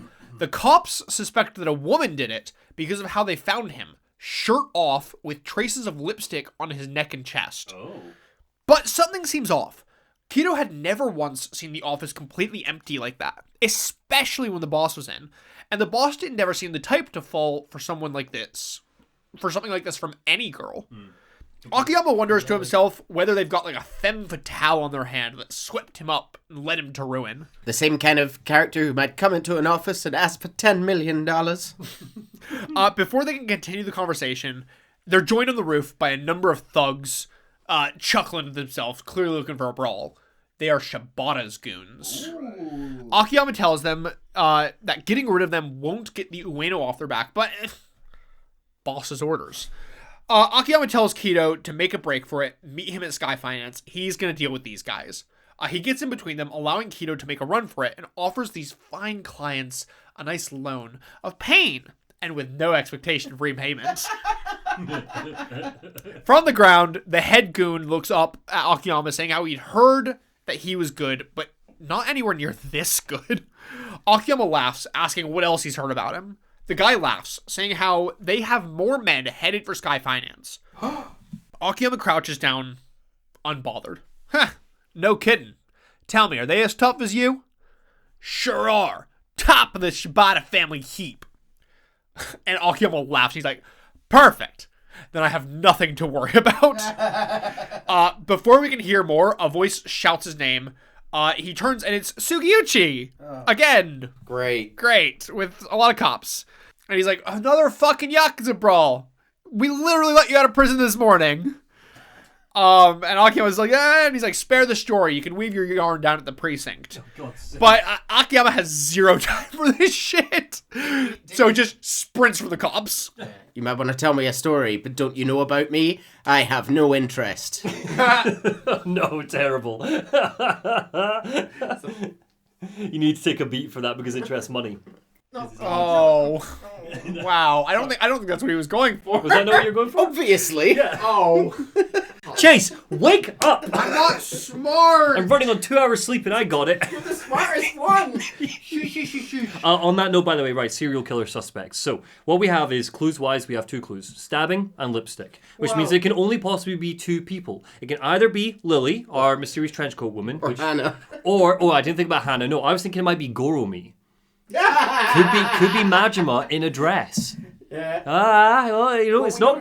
We know Majima likes a knife. We don't know that this is. Oh, I definitely think the serial killer thing at the start's important. I think we're gonna get a serial It might killer. be important, but it would be a suspicious timing for a serial killer acting on their own interest to politically murder someone. Maybe they're not acting on their own interest. Maybe it's Goromi working for Majima. Wow. They both like a knife. Wow. Anyway, Akiyama taking off running. So this game decided that Kamurocho was boring and it needed more levels. Right. So this game has a lot of new levels. So there's a lot of rooftops that you can go up. Cool. A lot of rooftop sections, rooftop gardens. There's also a lot of lower levels. There's now like parking garages underground. There's a whole underground shopping mall now. Oh, cool. When I was writing Miles Morales off the back of writing Spider-Man 1 script, I really struggled with how many times I had to write the word rooftop. It is that those games just take place on rooftops. I mean, that's me when I have to find out how many ways that the characters can beat guys off. And you have so many options and you always land on the one that means wanking. Is that our cold open?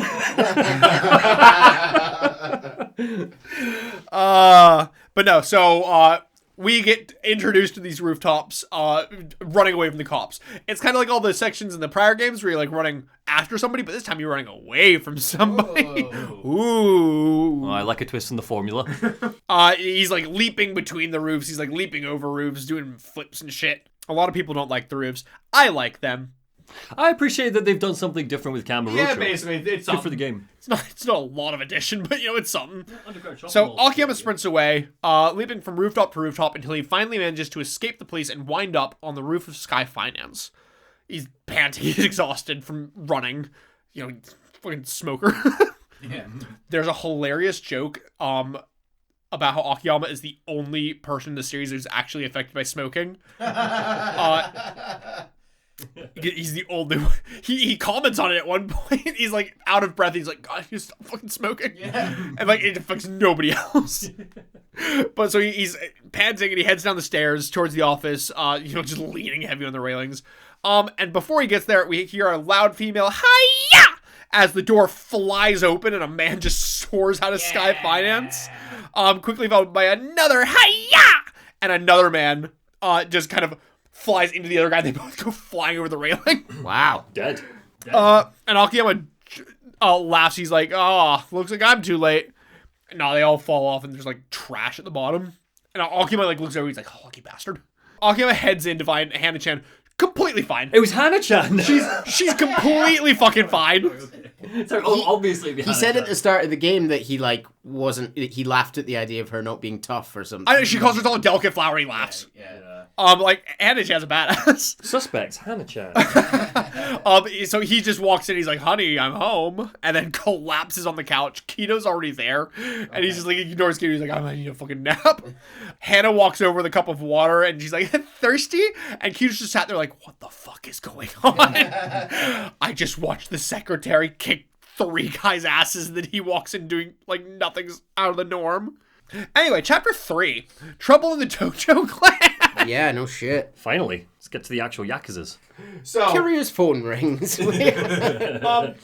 Clearly, running away did nothing because at the police precinct, Akiyama joins Kito for a hearty piss at the urinals. Were you proud of yourself? I was. It took me a very long time to capture this screenshot. This was on screen for like half a second. He breaks the man code, getting on the urinal right next to Kito. Never do that. And he asks how his interview went, and Kito's like, "Guy really puts the dick in detective. What an asshole!" The dick in detective. Because dick is often short for detective. Is it? What? What? When? I thought it was. I've never heard that term. Comments, help us out. Wait, Maybe it's a translation thing. In which case, fair enough. Yeah. Do they play? Yeah, no, that's the nickname for detective. Dick. Yeah. Can you give me an I example? don't think that made it like a couple of dicks showed up last night to ask me about. Dick Herlock Sholmes. I mean, it is Dick Sholmes. an offensive meant. Well, like pig. Yeah. Dick pig. Pig dick. Neil's just wincing in the You're not corner. getting a lot of sleep. No, no. I have a question. Are they playing the P game while they talk about this? Sadly, it is not there. Where the clouds trying to blow off the girl's clothes or whatever it is. It's really weird. Yeah. Remember that? No. Good times. What was that, Yakuza 3? Yeah, but no. So Sugiyuchi puts the dick in detective, and Akiyama kind of laughs in agreement, going, "Hey, if I were over 40 and still a beat cop, I'd have a chip on my shoulder too." Kito's kind of questioning if that's all this is, seeing how Sugiyuchi seems weirdly obsessed with Akiyama and Arai.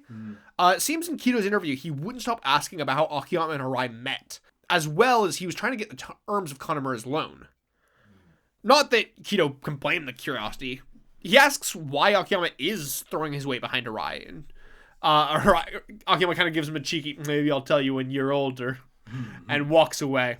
The two leave the bathroom where it's revealed that Sugiyuchi was shitting the entire time. Crying in there. Like we hear a toilet flush and like the stall door opens and Sugiyuchi just walks out as they leave. I thought we were friends.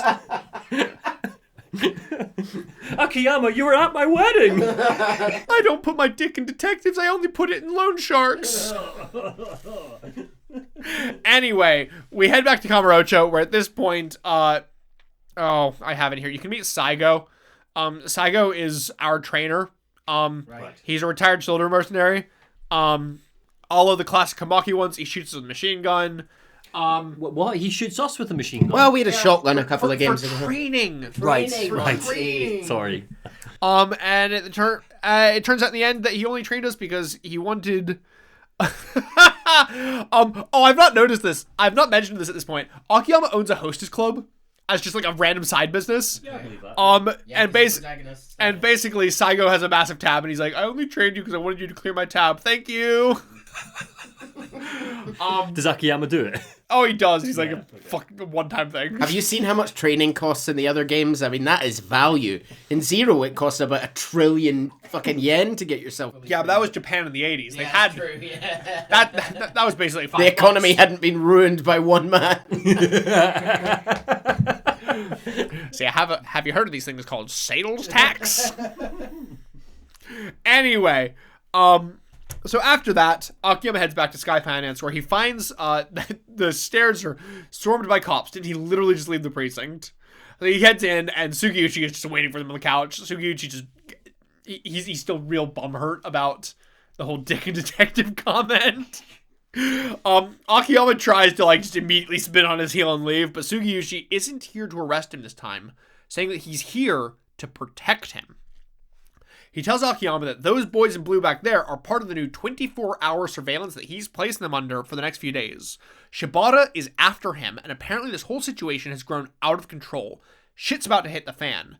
Namely, Isao Katsuragi, the captain of the Ueno Seiwa.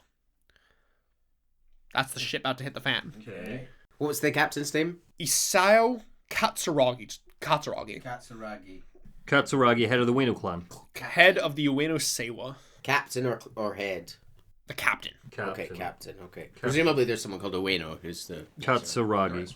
We flash to an officers' meeting at Tojo HQ at noon on March 3rd, so before this. Officers line both sides of the room, while at the head sits the Tojo Clan's 6th chairman, Daigo Dojima. Daigo.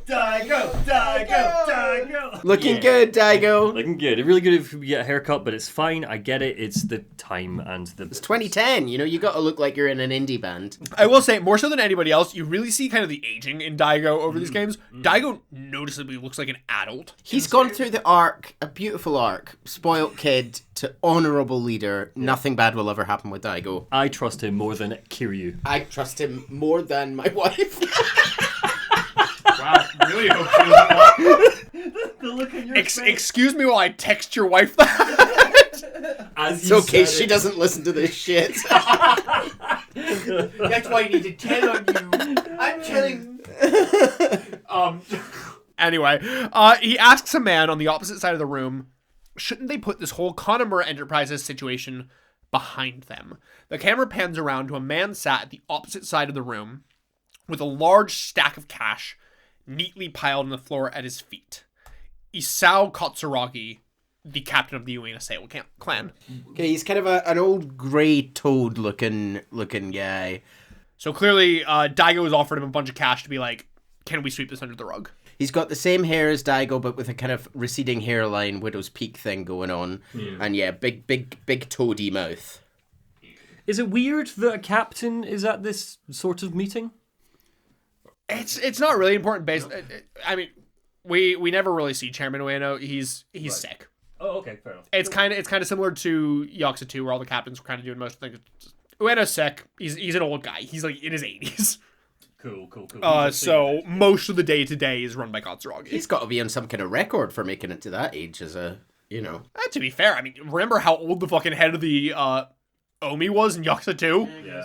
He was ancient. Just saying, most of them don't seem to make it out of their late 40s. But yeah, so Daigo is trying to avoid any escalation, trying instead to pay the Ueno off for the death of their man. But nah. Katsuragi doesn't think that this is nearly enough. Daigo sighs, sending an aide to go retrieve somebody from outside, and in enters an elderly gentleman, which, close your eyes? No. An elderly gentleman who I don't have a picture of, Patriarch Kazuo Shibata. Right, yeah. So Shibata has come in. He goes to Isao, getting down on his hands and knees with his head to the floor, begging for forgiveness. We see that his left hand is all bandaged up missing its pinky. Okay. Oh. This is so Yakuza 1. You're right about it being a sort of spiritual successor. Yeah. The framing, someone's been framed for murder, and they're now desperately sort of trying to prevent all-out war. I mean, nobody's been framed. There was a murder. Yeah, but for sure, but like maybe the motives are veiled. This isn't for Kanamura's death. This is for the guy Arai shot. Yeah, Because remember, the guy Arai shot was the Ueno Seiwa guy. that's what I'm talking about. Yeah, so we don't know who we know he shot him, but we don't know why, and presumably there's something more to it. Yeah. And now his boss is having to apologize on his behalf. Basically, yeah. So he takes a wrapped handkerchief from his jacket, handing it to Katsuragi, who opens it, inspecting the offering inside before placing it on And then he top goes, of the pile. yum yum yum yum. A snack? Yummy! Yum, yum, yum. God, I've called him Isao like every time he appears here, and I hate that. Katsuragi goes over to him, telling him that there's no need to bow. He's the patriarch of a top Tojo family, whereas Katsuragi, well, he's merely the captain of a smaller, unaffiliated one. And additionally, pinky cutting, a relic of the past. There are far You less. told me that 5 minutes ago. God damn it! There are far less painful ways to make amends. They are all fit. Well, I'm a concert pianist. God damn it! I remember we talked about this in an earlier episode, but often the series kind of frames it as pinky cutting as a punishment, whereas more in reality, pinky cutting was often more like an offering of like apology, Yes. as opposed to like a punishment. Yeah. I mean, off ended up the same way, but still. But yeah, Katsuragi's like, we're all family here. There are better ways we can resolve this.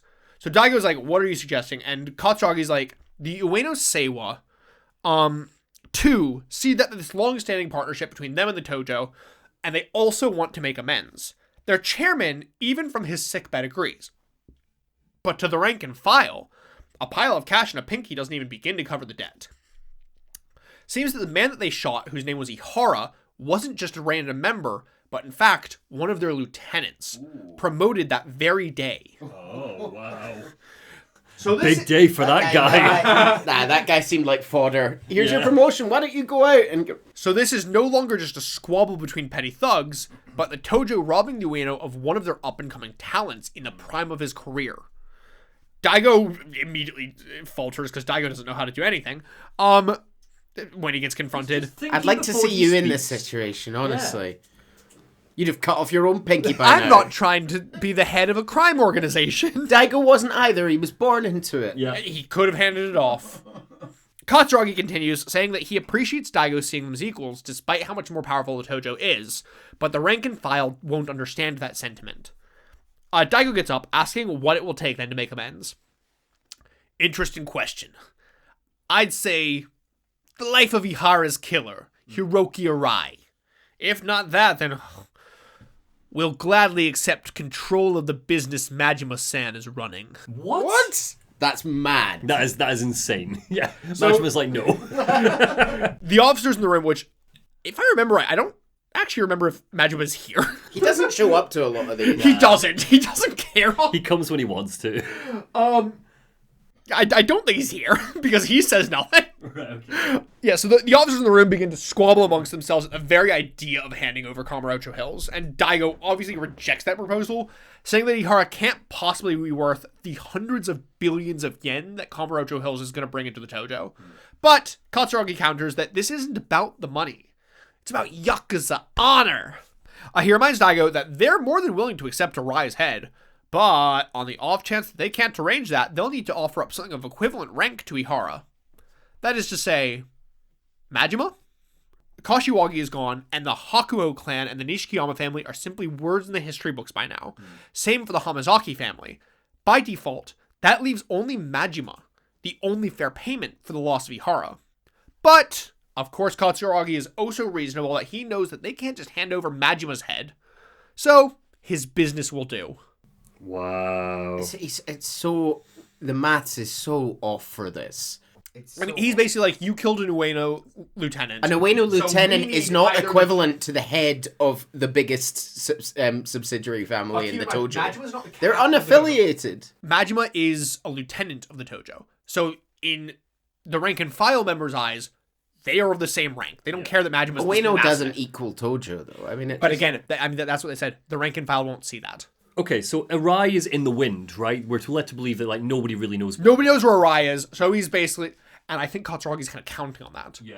Because Katsuragi's like, you can give me Arai, or I'll take Kamurocho Hills in lieu of Majima. If I'm Daigo, right, in this situation, I go, all right, go to Kamurocho Hills, see what happens. Yeah, you have to collect it yourself. Go Bring all of your men. Yeah, so Daigo scowls, seeing that he's been pushed into a corner, as Katsuragi walks out with a smile on his face. Majima gives it to him, but it's just there's a bomb in it. This is the only way I would be able to justify Kiryu coming back into the story from the orphanage, is if Majima goes to visit him and go, look, I've done you a couple of solids in the past. You do owe me one favor. Hit those guys with a truck. Yeah, can you just go back, just fight off the Ueno for me this one time? And I would be like, that's fine.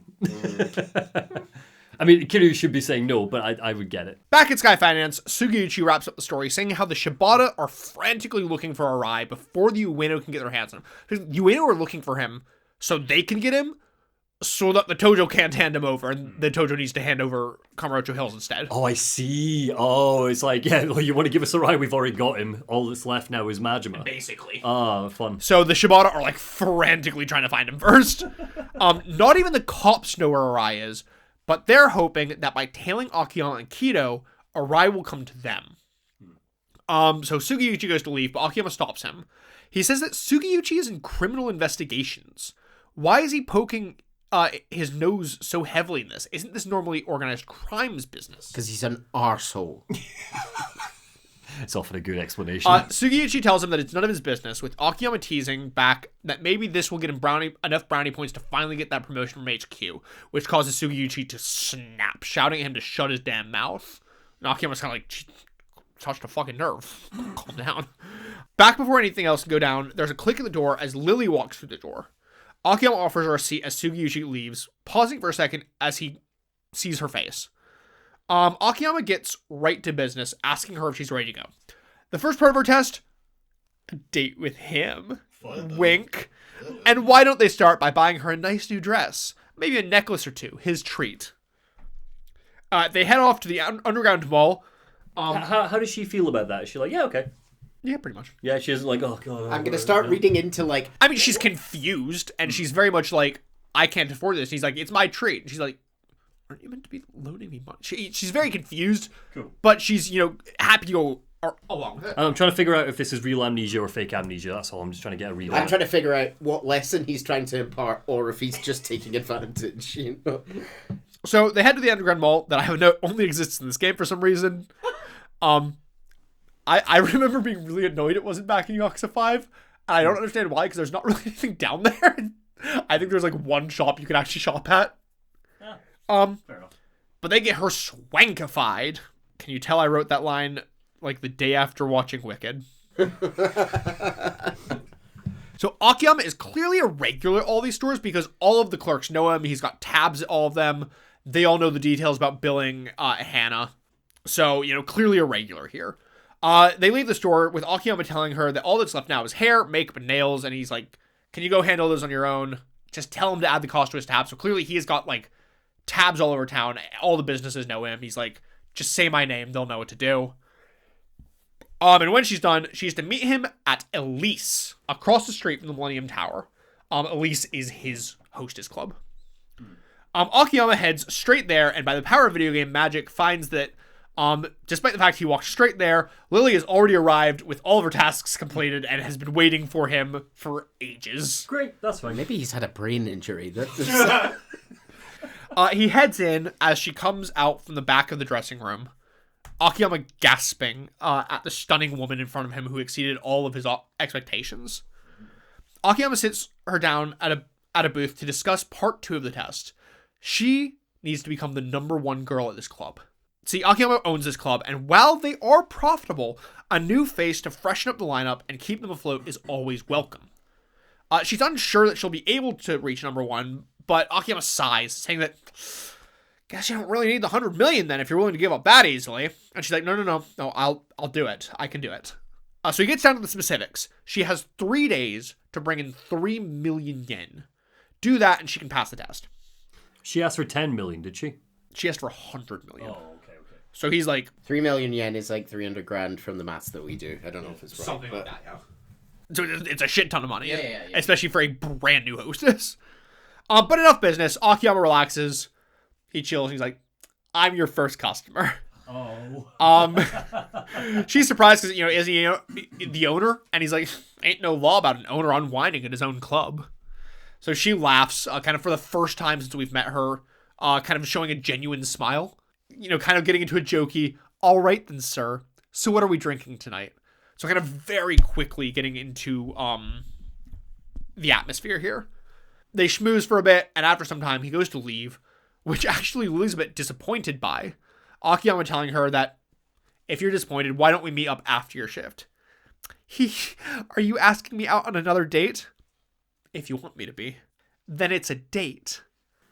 Not sure I love the power dynamic going into this relationship. Yeah, they're cute anyway. Yeah, I'm feeling the cuteness. I'm feeling the charm. I see where you're coming from, but it's cute. Yeah. And also a video game. I'll shut up. Does he pay? Does he give her money for this time? She needs 3 million. He's like, here's $1 million. Oh no, he absolutely he orders the top drink off the menu and stuff. He's like, I'll get you off to a good start. Oh, good. I'm sure that he is in the way that he's like, I won't keep paying if you're shit, but he's clearly having a good time. So after leaving, Akiyama heads back to the office, where outside he finds a man crying. He seems that he's here for alone and he's desperate. Akiyama welcomes him in, where he introduces himself as Nishihama, the president of a small consulting firm, and his daughter's been kidnapped. The kidnapper is asking for 100 million yen in ransom. Coincidentally, the same amount? Yeah. Akiyama asks why he hasn't gone to the police, but apparently they're going to hurt his daughter if he does. He's managed to pull together 70 million on his own, so he needs a loan just for the other 30. Akiyama's curiosity wins out, and he offers him a test. I have a note here saying I legit forget what the test is, but it doesn't matter because he passes it pretty easily. Okay. He literally spell my name. He leaves. Akiyama has like a 5-minute conversation with Hannah, and then he comes back. He's like, cool, he passed. So Akiyama tells him that he'll put the 30 mil together, and they can meet at the exchange point for the ransom. Safest that way. They meet over at West Park. They meet at the children's park, where a taxi driver approaches asking for the briefcase. Seems that he's the middleman. After collecting, they get a call saying that his daughter Miki is coincidentally in the bathroom right behind them. They head in, and whilst she's tied up, she's completely fine, and weirdly not even like remotely shaken from having been kidnapped. Right. She kind of just like, thanks, mister, and they head off. Oh, is she conning her dad? I feel like you do a better job of acting. Something seems really weird. So Akiyama calls Hannah, who tells him that she traced the taxi. Like, she's like hacked into the taxi systems and traced it to watch, seeing that it had gone over to one of the other parks. Akiyama heads over, finding two more high school age girls, from whom he hears that Miki and her father have been bragging about pulling the wool over on the eyes of a legendary lender and making off with big money. They're living it up with designer clothes and all sorts of finery.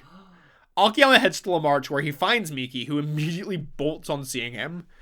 He traces her to the hotel district, where her taxi driver tells Akiyama that she went into room 406 of the Red Brick Inn. Akiyama heads in, heading up to room 406, which is very conveniently unlocked, because locks don't exist, wherein he finds a woman, stark-ass naked, bathing in a hot tub of his money. Oh, God. while sipping champagne. Oh, honey, what are you doing? Hurry up and come join me, winky face. Akiyama is just slack. He's just a full face. What the fuck is happening? You're gonna need a bath after that. Money's filthy. There's the thumbnail, by the way. Before Akiyama has a chance to process, Nishihama comes running in his tidy whities, with his daughter right behind him, which, ew. Like, the daughter's there. Her mom is naked. Her dad's in his tidy whities. She's like her high school uniform. He's like, ugh. And Nishihama's like, quick, honey, Akiyama's caught up to us. And then he looks over and he's like, what? The wife, realizing that it wasn't her husband, shouts at Akiyama for trying to get a peek, that perv, while Nishihama tells him that he has a lot of nerve barging in on her bathing, you know, naked in all his money. Bathing in the money. Akiyama just completely is like, what the fuck is happening here? And he's like, oh, come on! I've always wanted to wallow in a bathtub filled with cash since I was a kid. You see it in movies and stuff all the time. You can probably count on 2 hands the number of people that have had this opportunity. Is that something you dreamed about, Neil, as a kid? No, I can't say it was. No. Akiyama is fuming, saying that he lends his money to people who have hit rock bottom so he can watch them turn their lives around. And he's here using it for this fucking bullshit. Our dream isn't bullshit. In fact, I'd say it's even worth killing for. Akiyama beats the fucking Delulu out of him. Yeah. Is this guy a boss fight? This is a side quest. Fair I just included it for this. So he's got like a half a health bar. Akiyama kicks his ass in like a second, and he's like, "Give me my fucking money back." And Nishihara's like, "I got to live my dream. I'm willing to return it." I don't want it back. That by this point, his wife is out of the bath and wrapped in a towel. So this is both of her parents, basically naked next to their daughter. Again, This girl is gonna need some therapy when she gets older. Or an orphanage. They try to offer Akiyama a soak in the tub, but at this point, he's too exhausted to even deal with this shit, saying that he's going to send somebody over to collect the money, and in the meantime, they can do whatever they want.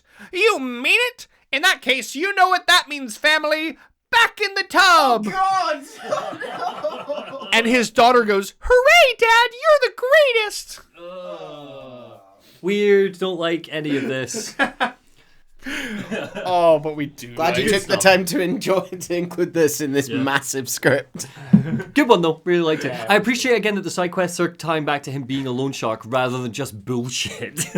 I mean, there certainly are some bullshit ones, but yeah, the best ones are the ones where he's a loan shark. It's not like Pocket Racer again, or... Hey, Yeah, I will not hear a word said against Pocket Circuit Fighter. Rest in peace. Is he dead by this point? No, he's just retired. Remember, he went to work at his family's soy sauce business? Yeah. Yeah. Oh, I remember the pocket tissues. Beautiful. Anyway, exhausted from whatever the fuck that was, Akiyama heads back to the office, stopping over at Karai to grab a couple of deluxe Kelby set meals. Isn't your friend, like, being hunted by the Yakuza? These meals are Hannah's favorite. He gets back, offering her one, but she tells him that she's not hungry. He should eat it so it doesn't go to waste. Very unlike her. Very, very unlike her. As he walks away, her stomach growls, and continues growling until finally Akiyama jumps up to his feet, declaring that she must be on a diet. She finally gives in, confirming, but so what? Akiyama's shocked. He never took her for somebody who would diet. And she tells him that men don't date fat women. Oh, Hannah. Which... I feel like I said that in a joking tone. That's actually kind of really sad. Yeah, it's super depressing. It's like really depressing, actually. Akiyama tries telling her that she's perfect as she is, and he does legitimately actually mean that. Yeah. She's a catch. And how there are plenty of men that prefer a curvier woman. And she's like, then bring me one. Bring me one. You have 30 minutes to bring me a man that likes chubby girls. There's your test, Akiyama. Should be easy if there's so many. And she literally starts like counting down. She's like, fucking get out there. Get out there. So he heads around town. Is this a quest? Like, there's a timer and stuff. There's not a timer, but it is a quest. So he heads around town, finally finding one guy. He finds one guy who likes big titties and ass, but not big girls.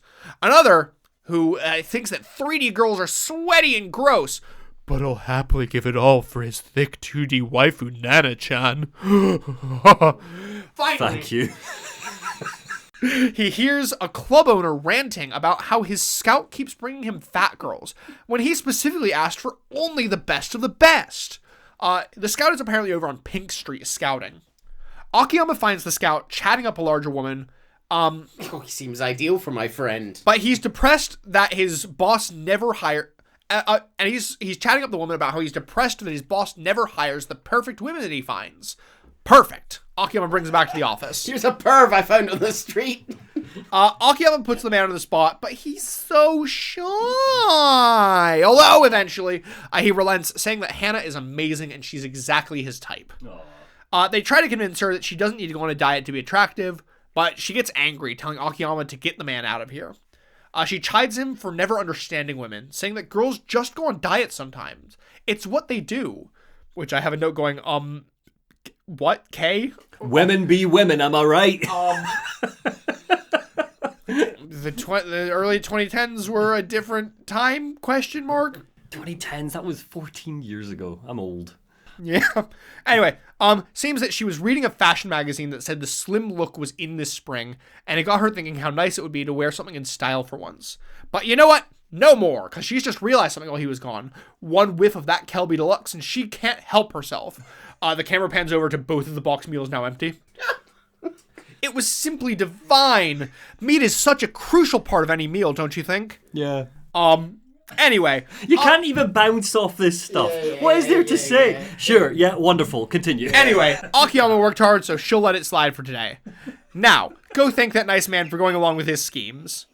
Akiyama heads out, finding the scout on the road, and immediately offers him a job at his club. All he's doing is making his current boss mad, but at Akiyama's club, they'll take care of him. He says that, maybe we can expand the clientele here. If you bring us in some of the girls you like, there's sure to be more guys out there who want that. Maybe we can find a new niche in the host business. Sure. I don't like where that was placed as you opened it. That's how I opened my penis. Crack open a cold penis. That's the cold open. Right. Where's the main plot here, Chase? Are we getting back to the hunt for a ride? Anyway, Akiyama heads out on the town, suddenly getting a call from the manager of Elise, saying how Lily had just gotten off. And she's doing pretty well so far, 500,000 yen on her first day alone. But she's going to have to step it up to pull in the remaining 2.5 mil in the next 2 days. The manager suggests that Akiyama come by the club tomorrow. Maybe him being around to give her some pointers. Shortly after, Lily shows up, being slightly disappointed, feeling like she didn't bring in that much that day.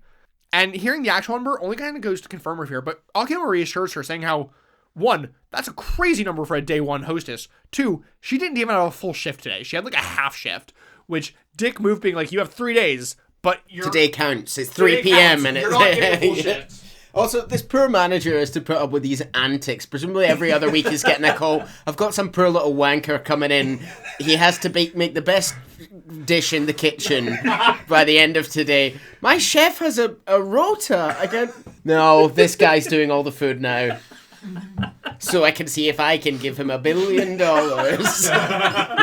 I'm a sensible man.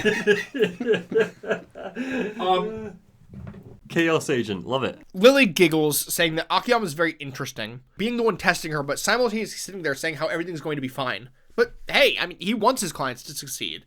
He just needs to make sure that they want to as well. She questions, though, why he's being so nice to her. Is this all part of the date? He tells her that, no, it's just because she's worth it. But hey, consider this part 2 of their date from earlier.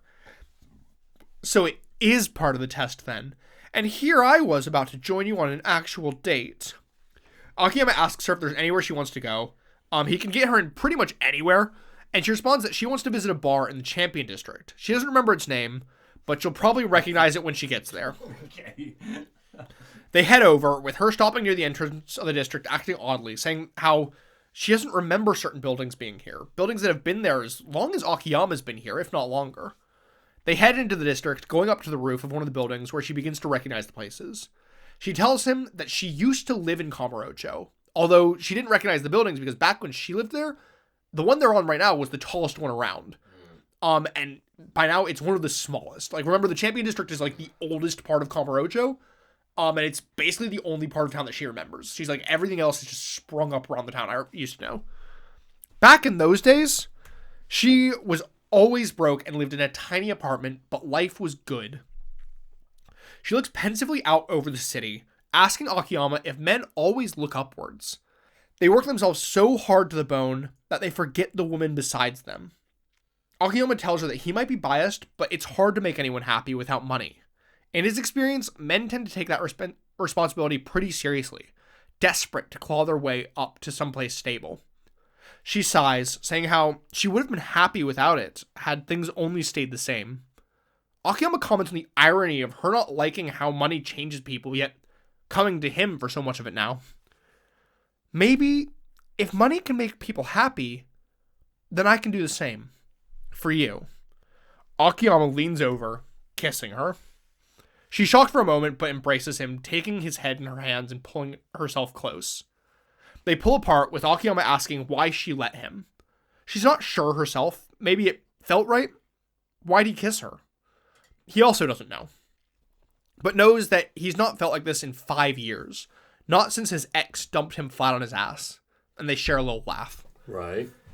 But their sweet moment isn't fated to last, as a group of burly men show up, asking them to spare a cup of your sugar. Akiyama gets between them, noticing their family pins. Shibata family. Akiyama is more than happy to spare a few cups of that sugar. But unfortunately for the goons, he pre-laced that sugar with rat poison. Right. So they go die now. They go die. It's a winding, you're spinning a web there for me to get to, yeah. And Akiyama and Lily run off. They stop in the children's park, safe from the men, and decide to call it a night. Akiyama telling her that he'll come check on her tomorrow. Chapter 4, The Promise. We're almost done with part 1. We're powering. Of 4. 5. We're powering. I think that... Maybe I'm giving the series too much credit. I think that we wouldn't do Mysterious Woman with Amnesia. Sorry. I think that we wouldn't do Mysterious Woman with Amnesia again, despite the fact that this series loves its tropes. So I think she's pretending... After the statement she made there about, some men, they rise so high and they forget what matters, sort of chat. This is one big test by her to see if Akiyama can prove himself that he's worthy of her. He doesn't remember her flat out, apparently. That's so weird. Yeah. Well, I mean, he just doesn't recognize the name Lily. But surely he recognizes her face. In her death. He recognizes her face. Oh, okay. I didn't get that. Yeah, no, he just doesn't recognize the name, which is why he asked if it was a real name. I like your theory here, Monty. Yeah. I mean, she still is one of the only suspects we've got, but we have 3 more chapters. Well, she's a serial killer. Well, maybe not the serial killer, but maybe the one who I don't necessarily agree that the serial killer and whoever killed what's his name have to be the same person. But Neil, how does purple shirt factor into... Damn it! I was waiting to use a purple shirt. How does he factor into all of this? He's the serial killer. He's going on my suspect list. Purple shirt. March 4th, 3 p.m. Akiyama is joined by Kido in the Sky Finance office. Akiyama catches him up on what he's learned from Sugiyuchi while getting an update that they've not found Arai yet. But the entire Tojo now is searching for him, so it's only a matter of time. Kido's adamant that they need to find Arai first, if for no other reason than to learn the truth. But Akiyama needs to lay the hard truth out for him. It doesn't matter if he had a reason. That won't mean anything to the Tojo. To the Tojo, they have beef with the Ueno. Arai's head is the only way out of that. As much as this upsets Kido, Arai is smart. That's why he's gone into hiding. Yeah. Akiyama reaches into his pocket and pulls out a wad of bills, placing them on the table. Kido's confused, with Akiyama explaining that this is all that he can do for now. Use his cash, as much as he needs, to track Arai down. Consider it an investment in Arai. He's worth it. But Kido isn't going to just take it. Why does Akiyama care so much about Arai? He's looking for Arai to get answers. He's not going to just open more questions. Akiyama sighs, finally agreeing to explain. He gets up, walking over to his desk, telling Kido that the truth is, 2 years ago, Arai saved his life. He asks if Kido knew about him being homeless, explaining that he used to work for a bank called Toto. He pulls the picture from his drawer, tossing it to Kido, who's shocked to learn about his past as a banker. He tells Kido that up until 6 years ago, he was living easy street, really up on the up and up. He got a law degree from Toto University, then joined Toto Bank, launching his career as one of the top young financial engineers in the business. But then, back in early 2005, he was fired for supposed embezzlement. He didn't do it, of course. It was set up by the bank itself. 1 million yen went missing from one of his clients' accounts and found itself in his own. They told him that if he quit quietly, they wouldn't press charges. He tried to find the truth, drained his entire life saving chasing every lead he could, but in the end, he ended up on the streets of Kamurocho without a yen to show for it. But then the explosion at the Millennium Towers happened, billions of yen raining from the sky. He was able to collect $1 million, which was worth more than life itself. But Akiyama was still homeless, and $1 million yen is a lot to be carrying around when you're living on the street. He was targeted by homeless hunters who stole the money from him. But then, as if an angel, Arai appeared, beat back the homeless hunters, and got Akiyama his money back. He was barely another punk at the time, only having just joined up with Kanemura. Akiyama was so happy that he cried ugly tears in front of him, and Arai promised that he would turn this town around. It was in that moment that he knew if he ever made good on that $1 million yen, he'd bet it all on Arai. See him rise one day to become the king of this concrete jungle. Kamurocho is a jungle that attracts people from all walks of life, but they all have one thing in common. A dream. Sure. Some grand vision that they're reaching for, whether it be the perfect woman, riches, power. But barely anyone achieves it. Even so, they don't abandon those dreams. That's what keeps them trudging forward. People want to see their dreams realized, and that's what this town needs. Somebody to show them that it's possible. Someone like Arai. The jungle is nothing without his king, and Kamurocho needs one more than ever. It's always looked up to the Yakuza to find its lions, but with Kiryu Kazuma out of the picture, nobody has stepped up to fill that void. Right. I love him, but nobody's looking up to Majima. Kido agrees with Akiyama's dream, accepting the money and saying that he'll find Arai no matter what. Kido leaves, and Akiyama goes to check in on Lily, but not before, of course, getting an earful from Hana about missing deadlines, and she sends him off on a collections run to a bar called Marimba in the Champions District. He, of course, completely ignores her, heading straight to Elise. And TLDR, you get another entire Hostess Club minigame. It's not the same one from Yakuza 0 and 1. Okay. This one is kind of ass, but you can, like the other ones, go buy new clothes for Lily and dress her up and stuff. Right. Like a doll. Yeah. Like a doll. It's kind of shit, so moving on. Off to Marimba. Akiyama arrives, finding it completely closed down for some reason. He decides to check it out another day, but as he turns to the corner to go, he sees a sign for another bar called Drama Queen. The exact one that Lily said she worked at. He goes to check it out, meeting a cross-dresser near the door.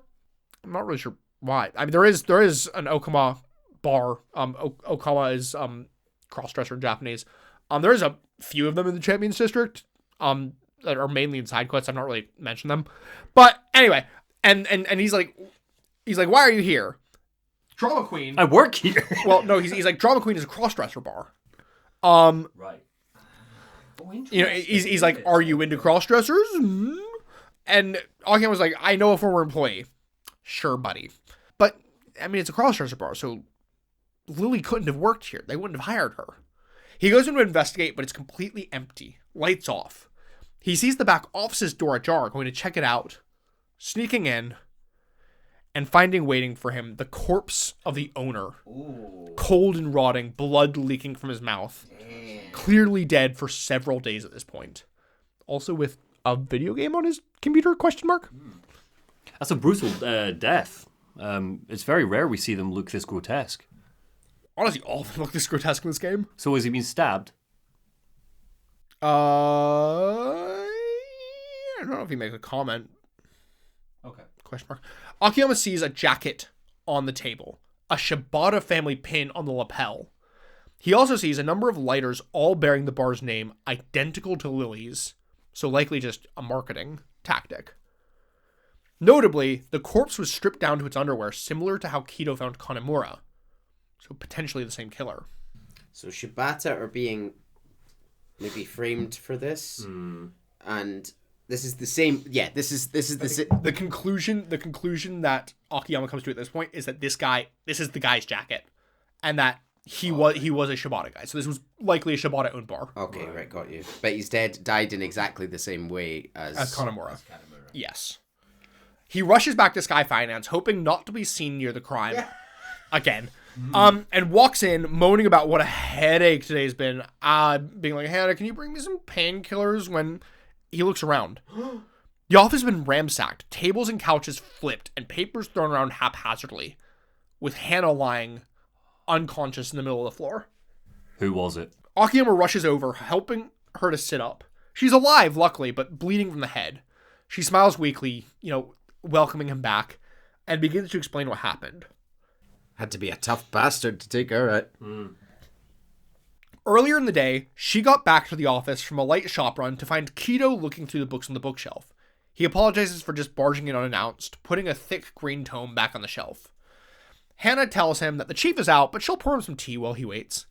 He tells her that he has something he wants to run by Akiyama, but no matter how many times he tried to call, he gets no response.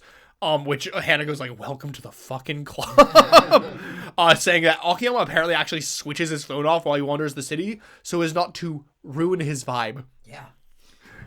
He's a vibes-based guy. He's a vibes-based guy. She brings him his tea, but before he can finish his first sip, the door opens with a number of thugs strutting in.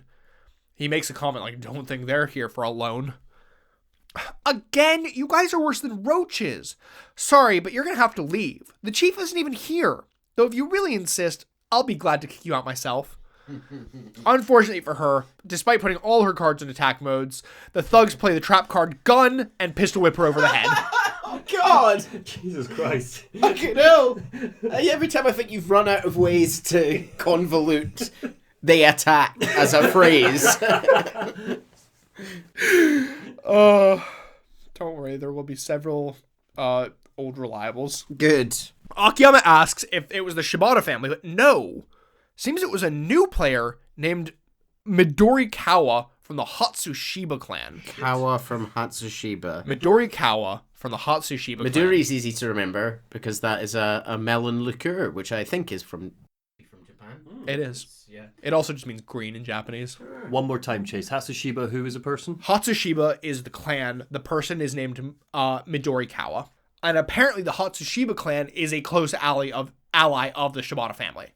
So it's not the Shibata themselves, but it is allies of the Shibata. Okay. So basically, the scope is expanding. And that's not all.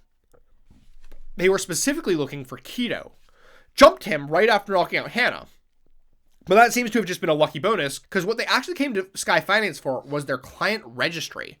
With him making the thing of like, I was just borrowing it. Well, looks like Akiyama has another collections run to do. He doesn't want to leave Hannah alone like that, but apparently she already called the ambulance for herself. Yeah. Always on top of everything. Akiyama runs off, but not before, brief side tangent, Mac is back with some hit new revelations. So whip out that camera phone, kids, because we got a panty thief to photograph. Who the fuck is Matt? What's happening? Do you not remember Mac? He's the guy who... Magic Johnson. No. It's Mac. He was the guy who... You're thinking of Miracle Johnson. No, he was the guy down in Okinawa who taught Kiryu to photograph everything so he can get special moves. Right. I do remember that, yes. He's a photographer. The woman on the bike hit the car and she went in slow motion. Yeah. I took a picture of it. But anyway, a panty thief has stolen a schoolgirl's panties. Oh, God, I hate these games. And he's wearing the schoolgirl's panties as a mask while he jumps from rooftop to rooftop in his underwear. This guy's in underwear with a girl's pants on his face like the Bane mask. Is he falling to his death? Yeah, well, so he's jumping from rooftop to rooftop until at one point he slips, hits himself in the nuts on the railing, and then falls from the top of the building. And then like heavenly music is playing while this goes down. Everything's sparkling as as all of his stolen underwear showers around him. And Akiyama takes a picture of this. Until he lands on the ground, and one of the bras just kind of like flutes down on his face. Right. And that's that. And Akiyama takes a picture, yeah. Which teaches him how to do a spinning jump kick. How? What? Because that's the move that guy No, did. that's that bit done. Sorry, yeah. Also, on the way to help Kido, he gets distracted watching a Kill Bill-esque kung fu battle between a wife and her cheating husband. Oh my god. Akiyama learns how to do a donkey kick from this one. Sugoi. He's a very observant fellow. And, Akiyama... He may have ADHD because he continues to get sidetracked with revelations. This time finding a mother in standoff with a kidnapper who has her son. She has a gun trained on him while he has a knife trained on the throat of her son when suddenly, whoosh! A gust of wind blows up her skirt, giving him a nice eyeful, causing him to drop his knife to a wooga. No, he doesn't. He does. Right. Did she shoot him? No, the kid proceeds to rocket headbutt him in the nads. He does the Gohan. Yeah. After which he falls to the ground, face up, of course, under her skirt for another nosebleed as she stomps her stiletto down on his face, which honestly he probably liked. From this, Akiyama learns how to kick dudes in the nuts. And then combo that into a spinning head kick. Totally tubular. Is it possible to make it 5 feet in this town without someone being a raging perv? No. No. Oh, it's good to be back. I hope you enjoyed those because these are the only revelations I've put in the entire game because either this one can be gained on like 3 characters. Same with the cheating husband knife one. What, the same scenarios? Yeah, the exact same ones. Oh, that sucks. Most of the other unique ones are kind of ass. Okay. Right, can we wrap this up and get on to the next one? Akiyama pops a couple Adderall and gets back on focus. I've got 3 more characters to learn about and care about. Well, 2 more. He heads over to Theater Square where he finds a group of punks from Kamurocho loans starting... What are they starting? Wait, hold on. A new sentence. He finds the same group of punks from Kamurocho loans from the start of the game. He channels his hyper-focus into practicing his new moves before getting them to skip town and tell them which way Midori Kawa went. He tracks them down to an underground mall underneath the theater, but when trying to go down the escalator to follow, he's stopped by some homeless guys who tells him that the Hatsushiba men bolted the door below. Lucky for Akiyama, they hate those guys. So tell him... Sorry, everybody, we will have cut this so you won't get to know what it was like. But it was 10 minutes of Chase trying to figure out what that sentence was. Lucky for Akiyama, they hate those guys, so they're going to tell him that the room down there connects to a tunnel under the Millennium Tower. Obviously. Seems that the room below that the Hatsushiba are using used to actually be where all these homeless people lived. You see this in a few places. A lot of the underground sections are, like homeless camps? Yeah, they got kicked out of the fucking park. Yeah, so now they tend to live underground. But the Hatsushiba kind of came in and kicked them all out. So they're like, if you clear them out, that's your payment for the tip. Oh, God. Give us our home back, please. So Akiyama hurries over the Millennium Tower, taking a cargo elevator in the loading bay around the back to the utility corridors. Following those, he finds some Hatsushiba boys from the office. Obviously, they don't want to hand over Kido or tell Akiyama where their boss is, so their teeth and balls are rendered forfeit as we begin the Tunnel Dungeon. Yay! Is this the first dungeon? Does Akiyama do dungeons? The other stuff doesn't seem dungeon. This is the first dungeon, yes.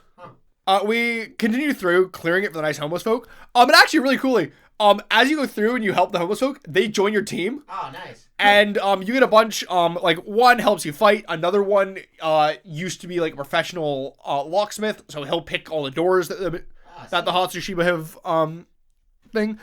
You even find Doc Brown with a time machine. Oh my god. Don't question it. That's not a DeLorean. Yeah, it's just a pod. Do we need to even comment on this, or I forget what I think that's like simulation for combat training, if I remember right. I don't actually remember. He appears in a couple of future games. Oh, he's going to be a recurring character, is he? I mean, a recurring side character, but yeah. Anyway, I finally managed to get through all the fodder to find the Hatsushiba clan office nestled in a room. And the room has like hot red flames in the door. And like skulls, because they're so hardcore. In it, Midori Kawa and Hatsushiba are there with a tied up Kido. Akiyama tells them to return the registry they borrowed, but seems that they didn't borrow shit. Akiyama gave it to them, obviously, and it would be awfully rude for him to ask for it back now. Oh, damn. Well, guess that's true. So guess we're not asking anymore. Midori Kawa is a coward boy, though, so you beat him up and he runs away and sends gooners after you. He also tries to chainsaw you. It's kind of kinky. It's pretty sick. Yeah. The boss just kind of sits there eating popcorn while Kido sits by his feet like a puppy while you beat the shit out of Midori Kawa. But then as it's very clear Midori Kawa's going to lose, he kind of gets scared and tries to run away. He tries to give the registry back, but you said you didn't borrow it, so you can't return it. Akiyama needs to beat it out of you. It's the rules. Hatsushiba gets down, begging for Akiyama not to slap him and give the registry back. Akiyama sighs, sad to be missing out on beating a guy off, but relents as long as Hatsushiba tells him why they wanted it. just really wanted to beat a guy off. It seems that Hatsushiba was doing Shibata a favor. He wanted Hatsushiba to find a girl named Lily. No clue why he wants her, but he looked real pissed when he was talking about her. Anyway, they head off with Kido thanking Akiyama for the rescue, and Akiyama heads back to the office for nap time. Well, there would be our motive if Shibata is the ex that she was alluding to, someone who got so of him. That was Akiyama who mentioned it. Yeah. So Akiyama's like, I've not been happy since my ex dumped me. No. Who just happens to look like you. No. She alluded to the people getting too big for the roots thing, didn't she, though? She did. So maybe Shibata's trying to get her back, and that might be her motivation for framing him. Okay. I don't know. Back at the club, he realizes that it's Lily's last day. He decides to go check on her progress for the 3 million yen, which is more mini games. Fun, yeah. He heads back to the office and gets a call from the manager. Over the 3 days working for the club, Lily earned a total of drum roll. 3,940,000 yen. Well over her target. That's a lot of money. It's a lot of dough. Don't worry about paying me back. You've already paid half of it. She's passed his test with a plum. Obviously, she's so good. The manager, he's like, can she not quit? Can she stay, please? Business has been booming since she showed up. Akiyama asks him to put her on the phone, congratulating her on passing his test and telling her that he has the money ready and to meet him on the roof of the Millennium Tower where he'll give it to her. Lily arrives to the tower to find Akiyama smoking on the railing overlooking the city. He goes to meet her, handing her the briefcase filled with neatly packed bills. He comments on how interesting it is that in this tiny briefcase is contained about a third of what the average college graduate will make in their entire life. Strange to think how people struggle so much for so little. She thanks him, telling him that originally she was planning on taking the money and running, but he showed her that she could dream again. She hadn't felt like that in so long. That's why she's going to make sure that she pays back every last yen. Thanks, I guess. That was the bare minimum I expected. Yeah, about that. Don't worry about it. Don't worry about interest either. Not that Sky Finance charges that. I'm not in this business for the money. Money changes people's lives. I just like to see it happen up close and personal. She asks why he chose that test for her. He wouldn't normally give his reasoning for a test, but he's willing to in this case, saying that, unlike normal, it wasn't actually a test for her. It was a test for himself. He doesn't consider himself a good judge of character. And he failed. He doesn't consider himself a good judge of character. He's been betrayed a lot over the years. Would almost be funny if it wasn't so tragic. But still, he'd like to think that he's safe with the people he trusts. So when he found her alluring enough to earn 3 mil in 3 days, he wanted to see if his hunch was right. But he's had a question in his head. Now, Lily-chan, why did you kill them? Kanamura, the manager of Drama Queen, what was it for? He was tipped off by her lighter, of course. He calls out her lie for working at Drama Queen, the Okama bar. At first, seeing the Shibata crest on the manager's jacket, he assumed family violence, but that lighter, she got it from there when she murdered him. And when the Shibata goons jumped them during their date, they weren't after him. They were after her. Just, who is she? What's her beef with the Shibata family? She pauses, unable to give him a proper answer. Akiyama-san, you said that if I answered your question, I don't need to pay the money back, right? And he goes, yeah, meant it too. Then even if it takes a lifetime, I'll get you your money. Wow. Akiyama laughs. Why am I not surprised? Somehow I knew you wouldn't tell me. And she apologizes. He asks if she's going to skip town, with her saying yeah, that she is. Saying that there's something important that she needs to do. And he goes, well, then it's going to be a while, but promise, when you come back, you'll swing by. The money can wait. She agrees, with him saying that he's looking forward to that day already. Earning a smile in return, she bows, leaving him alone on the roof, looking back over the city. She's kind of like, you're a murderer. Bye. Yeah, a serial killer, though. Yeah, it's It's the Yakuza problem, though, isn't it? Where the second that there was lipstick and evidence that the killer was a woman, there is. I mean, we were joking about Hana-chan or Gorumi. She's the only because there are just not enough female characters in this series. So we've met about 100 men. In the last I thought the twist was going to be that it wasn't her. It was so obvious. I mean, to be fair, there's more. It really just opens more questions than answers. Yeah, we don't know why. Yeah, there's more game who here, the obviously. fuck is she? Yeah, why is she killing? This is obviously it's why rather than who, obviously. Yeah, but yeah, fair enough. Akiyama heads back to the office to find Hana has fully recovered back from the hospital, and the office is back in pristine shape. Well, it's pristine as it normally is. She promises that it won't happen again, not with all the self-defense training that she's got planned. She asks how it went with Lily, hoping that he didn't loan all the money at once. And he's like, oops, I might have. And that they probably shouldn't expect to see that money back, which throws Hana into like a frenzy. She's like, how the fuck do you mean to run a business if you're just like not trying to get your money back? Akiyama doesn't see the big deal. It's hardly the first time this has happened, so why worry about it now? And besides, it's his money to lend out how he sees fit. What does she have against Lily? That's it. I quit. Hana storms out of the office, and you need to like chase her down. That's the biggest twist so far. You need to like, chase her down over to one of the parks. You obviously know this woman, and you haven't told her at any point. Sorry, continue. When Akiyama finally catches up to her, she says that she can't understand why he'd do all that for a complete stranger. He tries to play it off as being like normal. She's passed the test, so he loaned her the money. Don't lie to me, Chief. I know the real reason you did it. It's because she reminds you of Eri-san. Don't try to deny it. He tries to calm her, asking her to hear him out. He confirms that he was taken back at first. After all, it's not every day that the spitting image of your ex walks through your office door. And he won't deny that he has feelings for her, but that's not why he gave her the loan. Hana knows him better than that. Why does she not believe him? So it's not the person in the picture. They just coincidentally look the same. Twins? It's just not the person in the picture. Okay, I think we're doing twin sisters then, right? We're not just gonna do she just looks identical. Suspicious. We're so... And she goes, no, I already knew all that, but it doesn't change the fact that she's mad at him. What is he doing dragging all that baggage around? Eri's never coming back. Or did he forget that she left him for another man the second he got fired? It was never about him. That's brutal. Yeah, he gets actually angry at Hana for the first time at this, telling her to leave Eri out of this. He agrees that he has baggage, that there are some things that he can't let go of, but maybe that's just who he is, and that's not likely to change. Someone stubborn as you.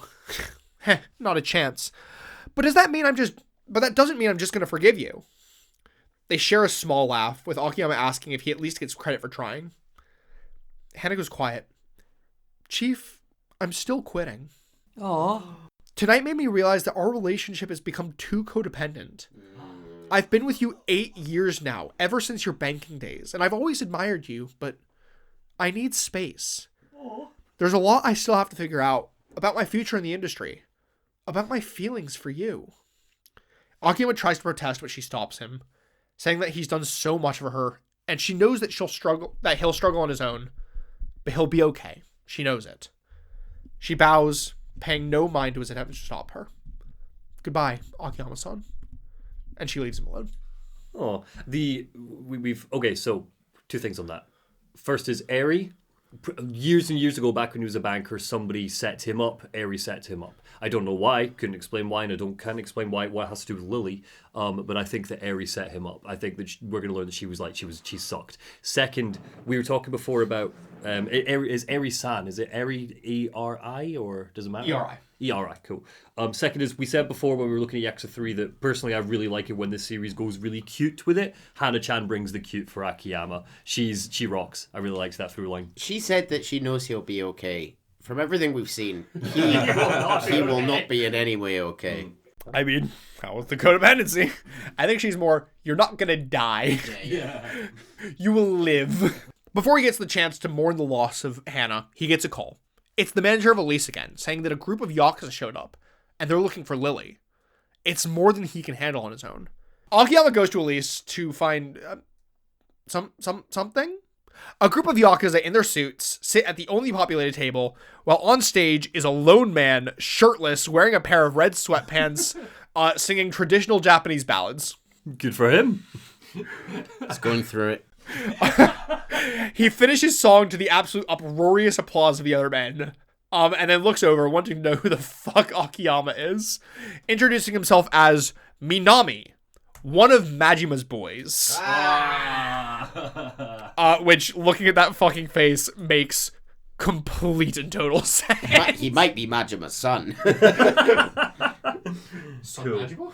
Akiyama's a bit stunned that the Majima family of all people is here, but before he's able to probe any further, the next song kicks on, and this one is Minami's jam. Woo! He gets hyped into it while his boys start clapping along, and even Akiyama starts clapping along.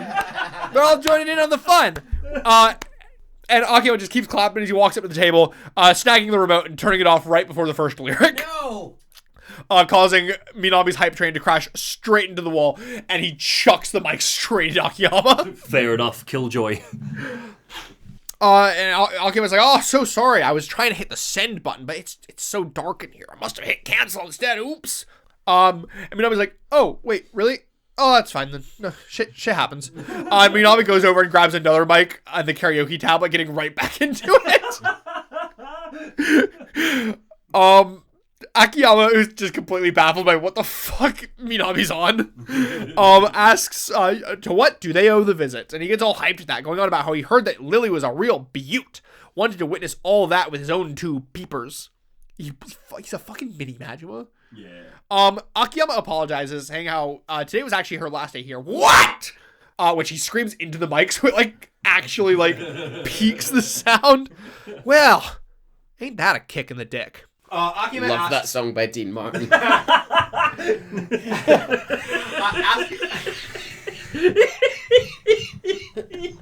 Akiyama asks why they want her in particular, with Minami actually having no clue.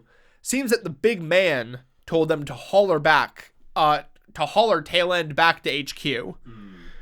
Minami tries to get details on where she's gone, but Akiyama stands firm, asking them to leave. He's not in the business of selling out his girls, even if they're no longer with him. Unfortunately for Minami, Akiyama is real firm. Big pair of marbles you got there, buddy. Too bad I'm gonna have to squish them like grapes. And they fight. And, That's a shame. Actually, I think you'll find Akiyama grabs Minami by the marbles and squishes his little grapes. Squishy, squishy, squishy, squish. No, it's more like a grab in the dick. Oh, God. And nuts. Minami goes This down. episode is not getting monetized. Minami goes down like a little Bitch. But of course, tries to keep swinging even after he's lost until enough. A calm voice sounds from the entrance, the camera shifting as we see a pair of silver-tipped crocodile skin boots coming down the stairs. Yeah. That rubbish you call singing doesn't deserve the stage you stand on. Boss! Minami's face flashes with fear. Boss? Akiyama looks between them, then... You must be Patriarch Majima. Look at that swanky suit he's in this game. He's in a sort of he's Kiryu red shirt, but with black tie and a charcoal. He's gone professional. He goes up to Akiyama calmly, asking if Lily's here. Akiyama tells him what he told Minami. She quit. Probably already skipped town. Guess I'm late to the shindig then. And Majima just goes to leave. Akiyama, Akiyama stops him from leaving, asking why he wants Lily anyway, saying how the Shibata family want her as well.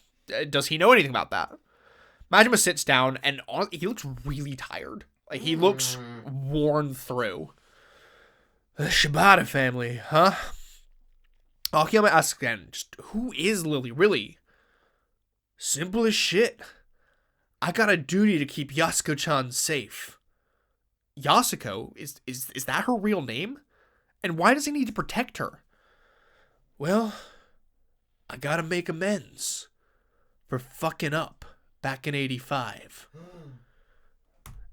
Part 1 complete. Oh. April 20th, 1985. An absolute brick shithouse of a man wakes up and looks out the window of a small apartment. His eyes squinting in the harsh morning sunlight.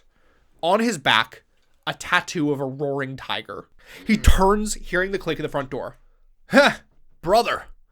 In strolls a much younger, two-eyed Majima. From the small kitchen, a woman calls out, asking what brings him by today. But just a small visit. They make very playful small talk, joking about how hot it is in this little speck of dust in space they call home.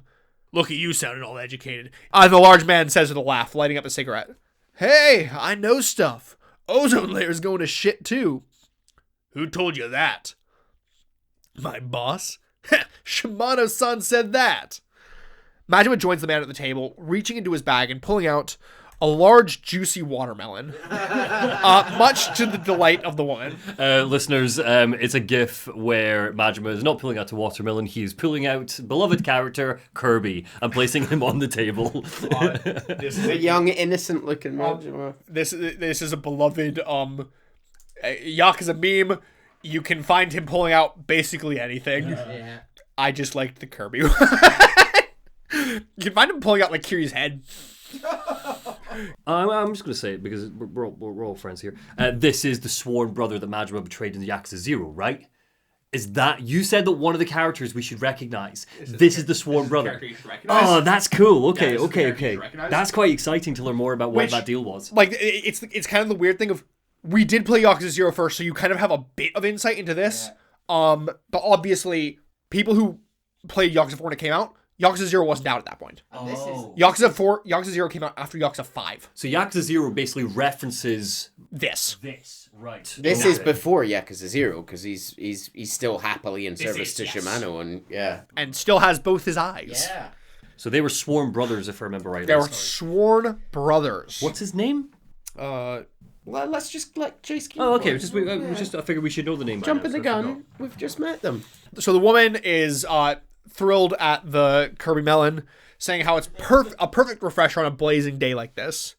It wasn't cheap, but consider it an early celebration. Won't get the chance to eat many of these where they're going. The woman doesn't understand why they're celebrating, and the man looks a bit troubled at what Majima said. He cuts in, telling the woman, Yasuko, that it ain't every day that Majima drops by. He gives her some small change, asking her to grab them a couple beers, which she gleefully agrees to. I don't have a picture of her here. The woman is Lily. That was going to be my question. The woman is Lily, who Majima at the end of part 1 said her real name is Yasuko. So clearly, Majima knows Lily from like back in the day. Yeah. I'll call her Yasuko from now on because that's her real name. The guy's like, can you grab us a couple beers? And she's like, absolutely. Would love to. As the door clicks behind her, Majima's face goes dark, asking if he's keeping Yasuko in the dark then. He scoffs. Not gonna just up and say we're offing a bunch of guys tomorrow.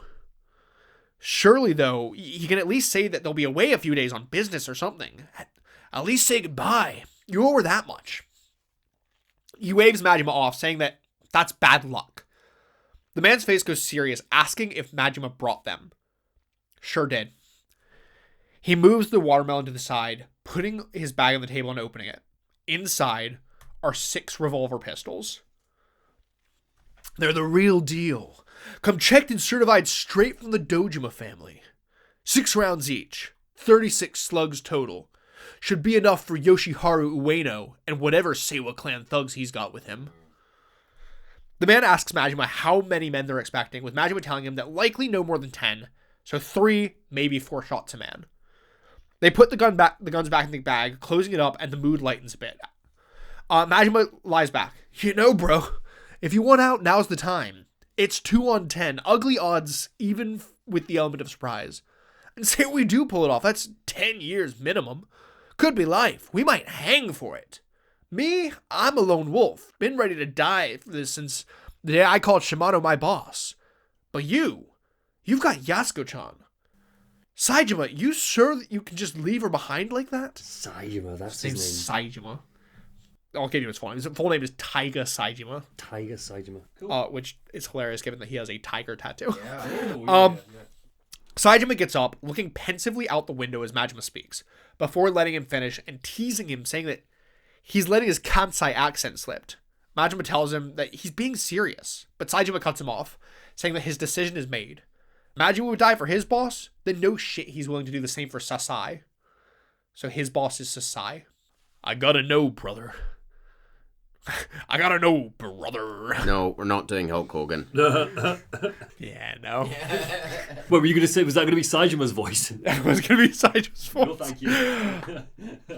I gotta know, brother. Oh no, it's worse. It's worse. It's worse. You made it shit. I gotta know, brother, just how far Taiga Saejima can climb up the Tojo clan totem pole. You get me? The next day, April 21st, 1985, Saejima sits in a car as the rain pours down.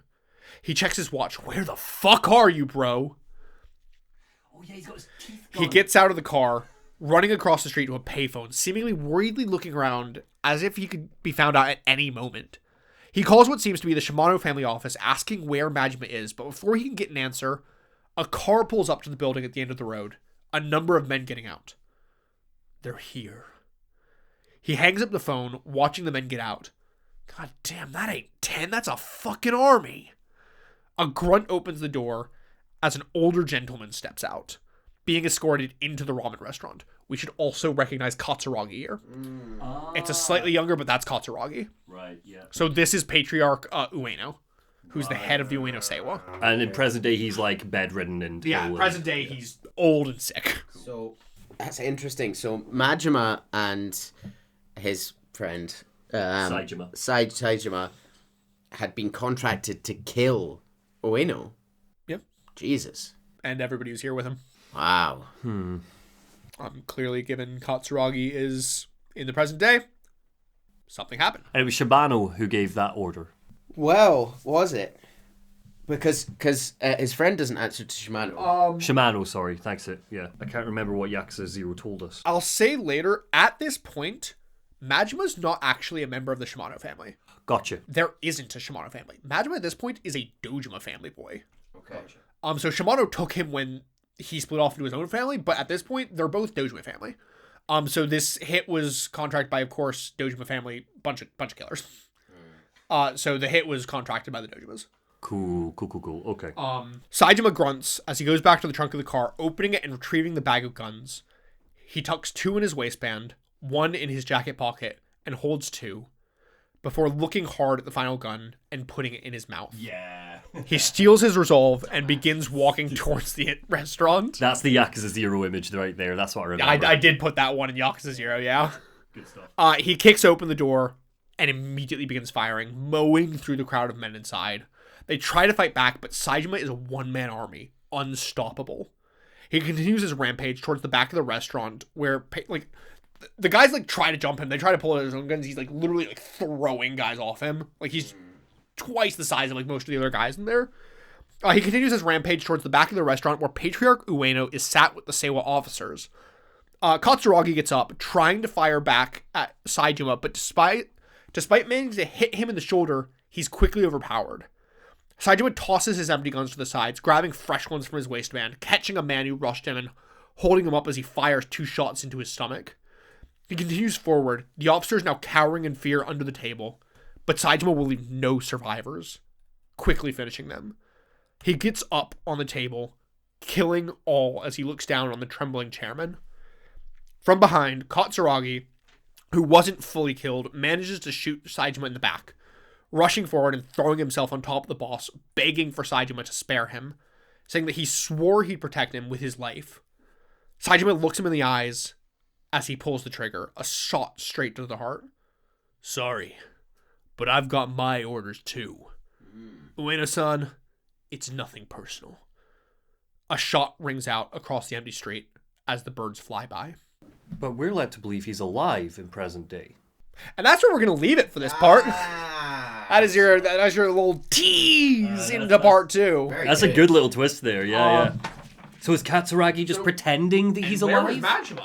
What the fuck's Majima? Yeah, what happened? We never learned in 0. No, we just know he didn't show up, right? In 0.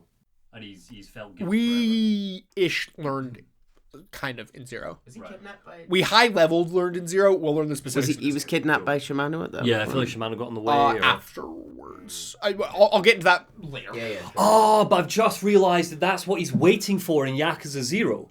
Every night after the cabaret, he goes out and he's like, they're watching him, all these things. And he makes a weird comment, right? About I know you're coming for me or something. Is it Saejima? No, it's his whole thing is he wants to get back to the Tojo to get back to Saejima. Oh, to get back to Saejima, Yeah. right. So he wants to get back to his sworn brother. Right. Which is the whole reason he's like, I need to get back to the Tojo. Because my sworn brother is still in the Tojo. Right. Interesting. But yeah, so that's our little tease going in. That's exciting. We'll be back next week with part 2 Of 4. of 4. Yes. Gasp. Our longest ever game. Fuck me. Bye. Neil has walked out. Neil's done. I think he needs to pee. Oh, thank you. See you later. Bye.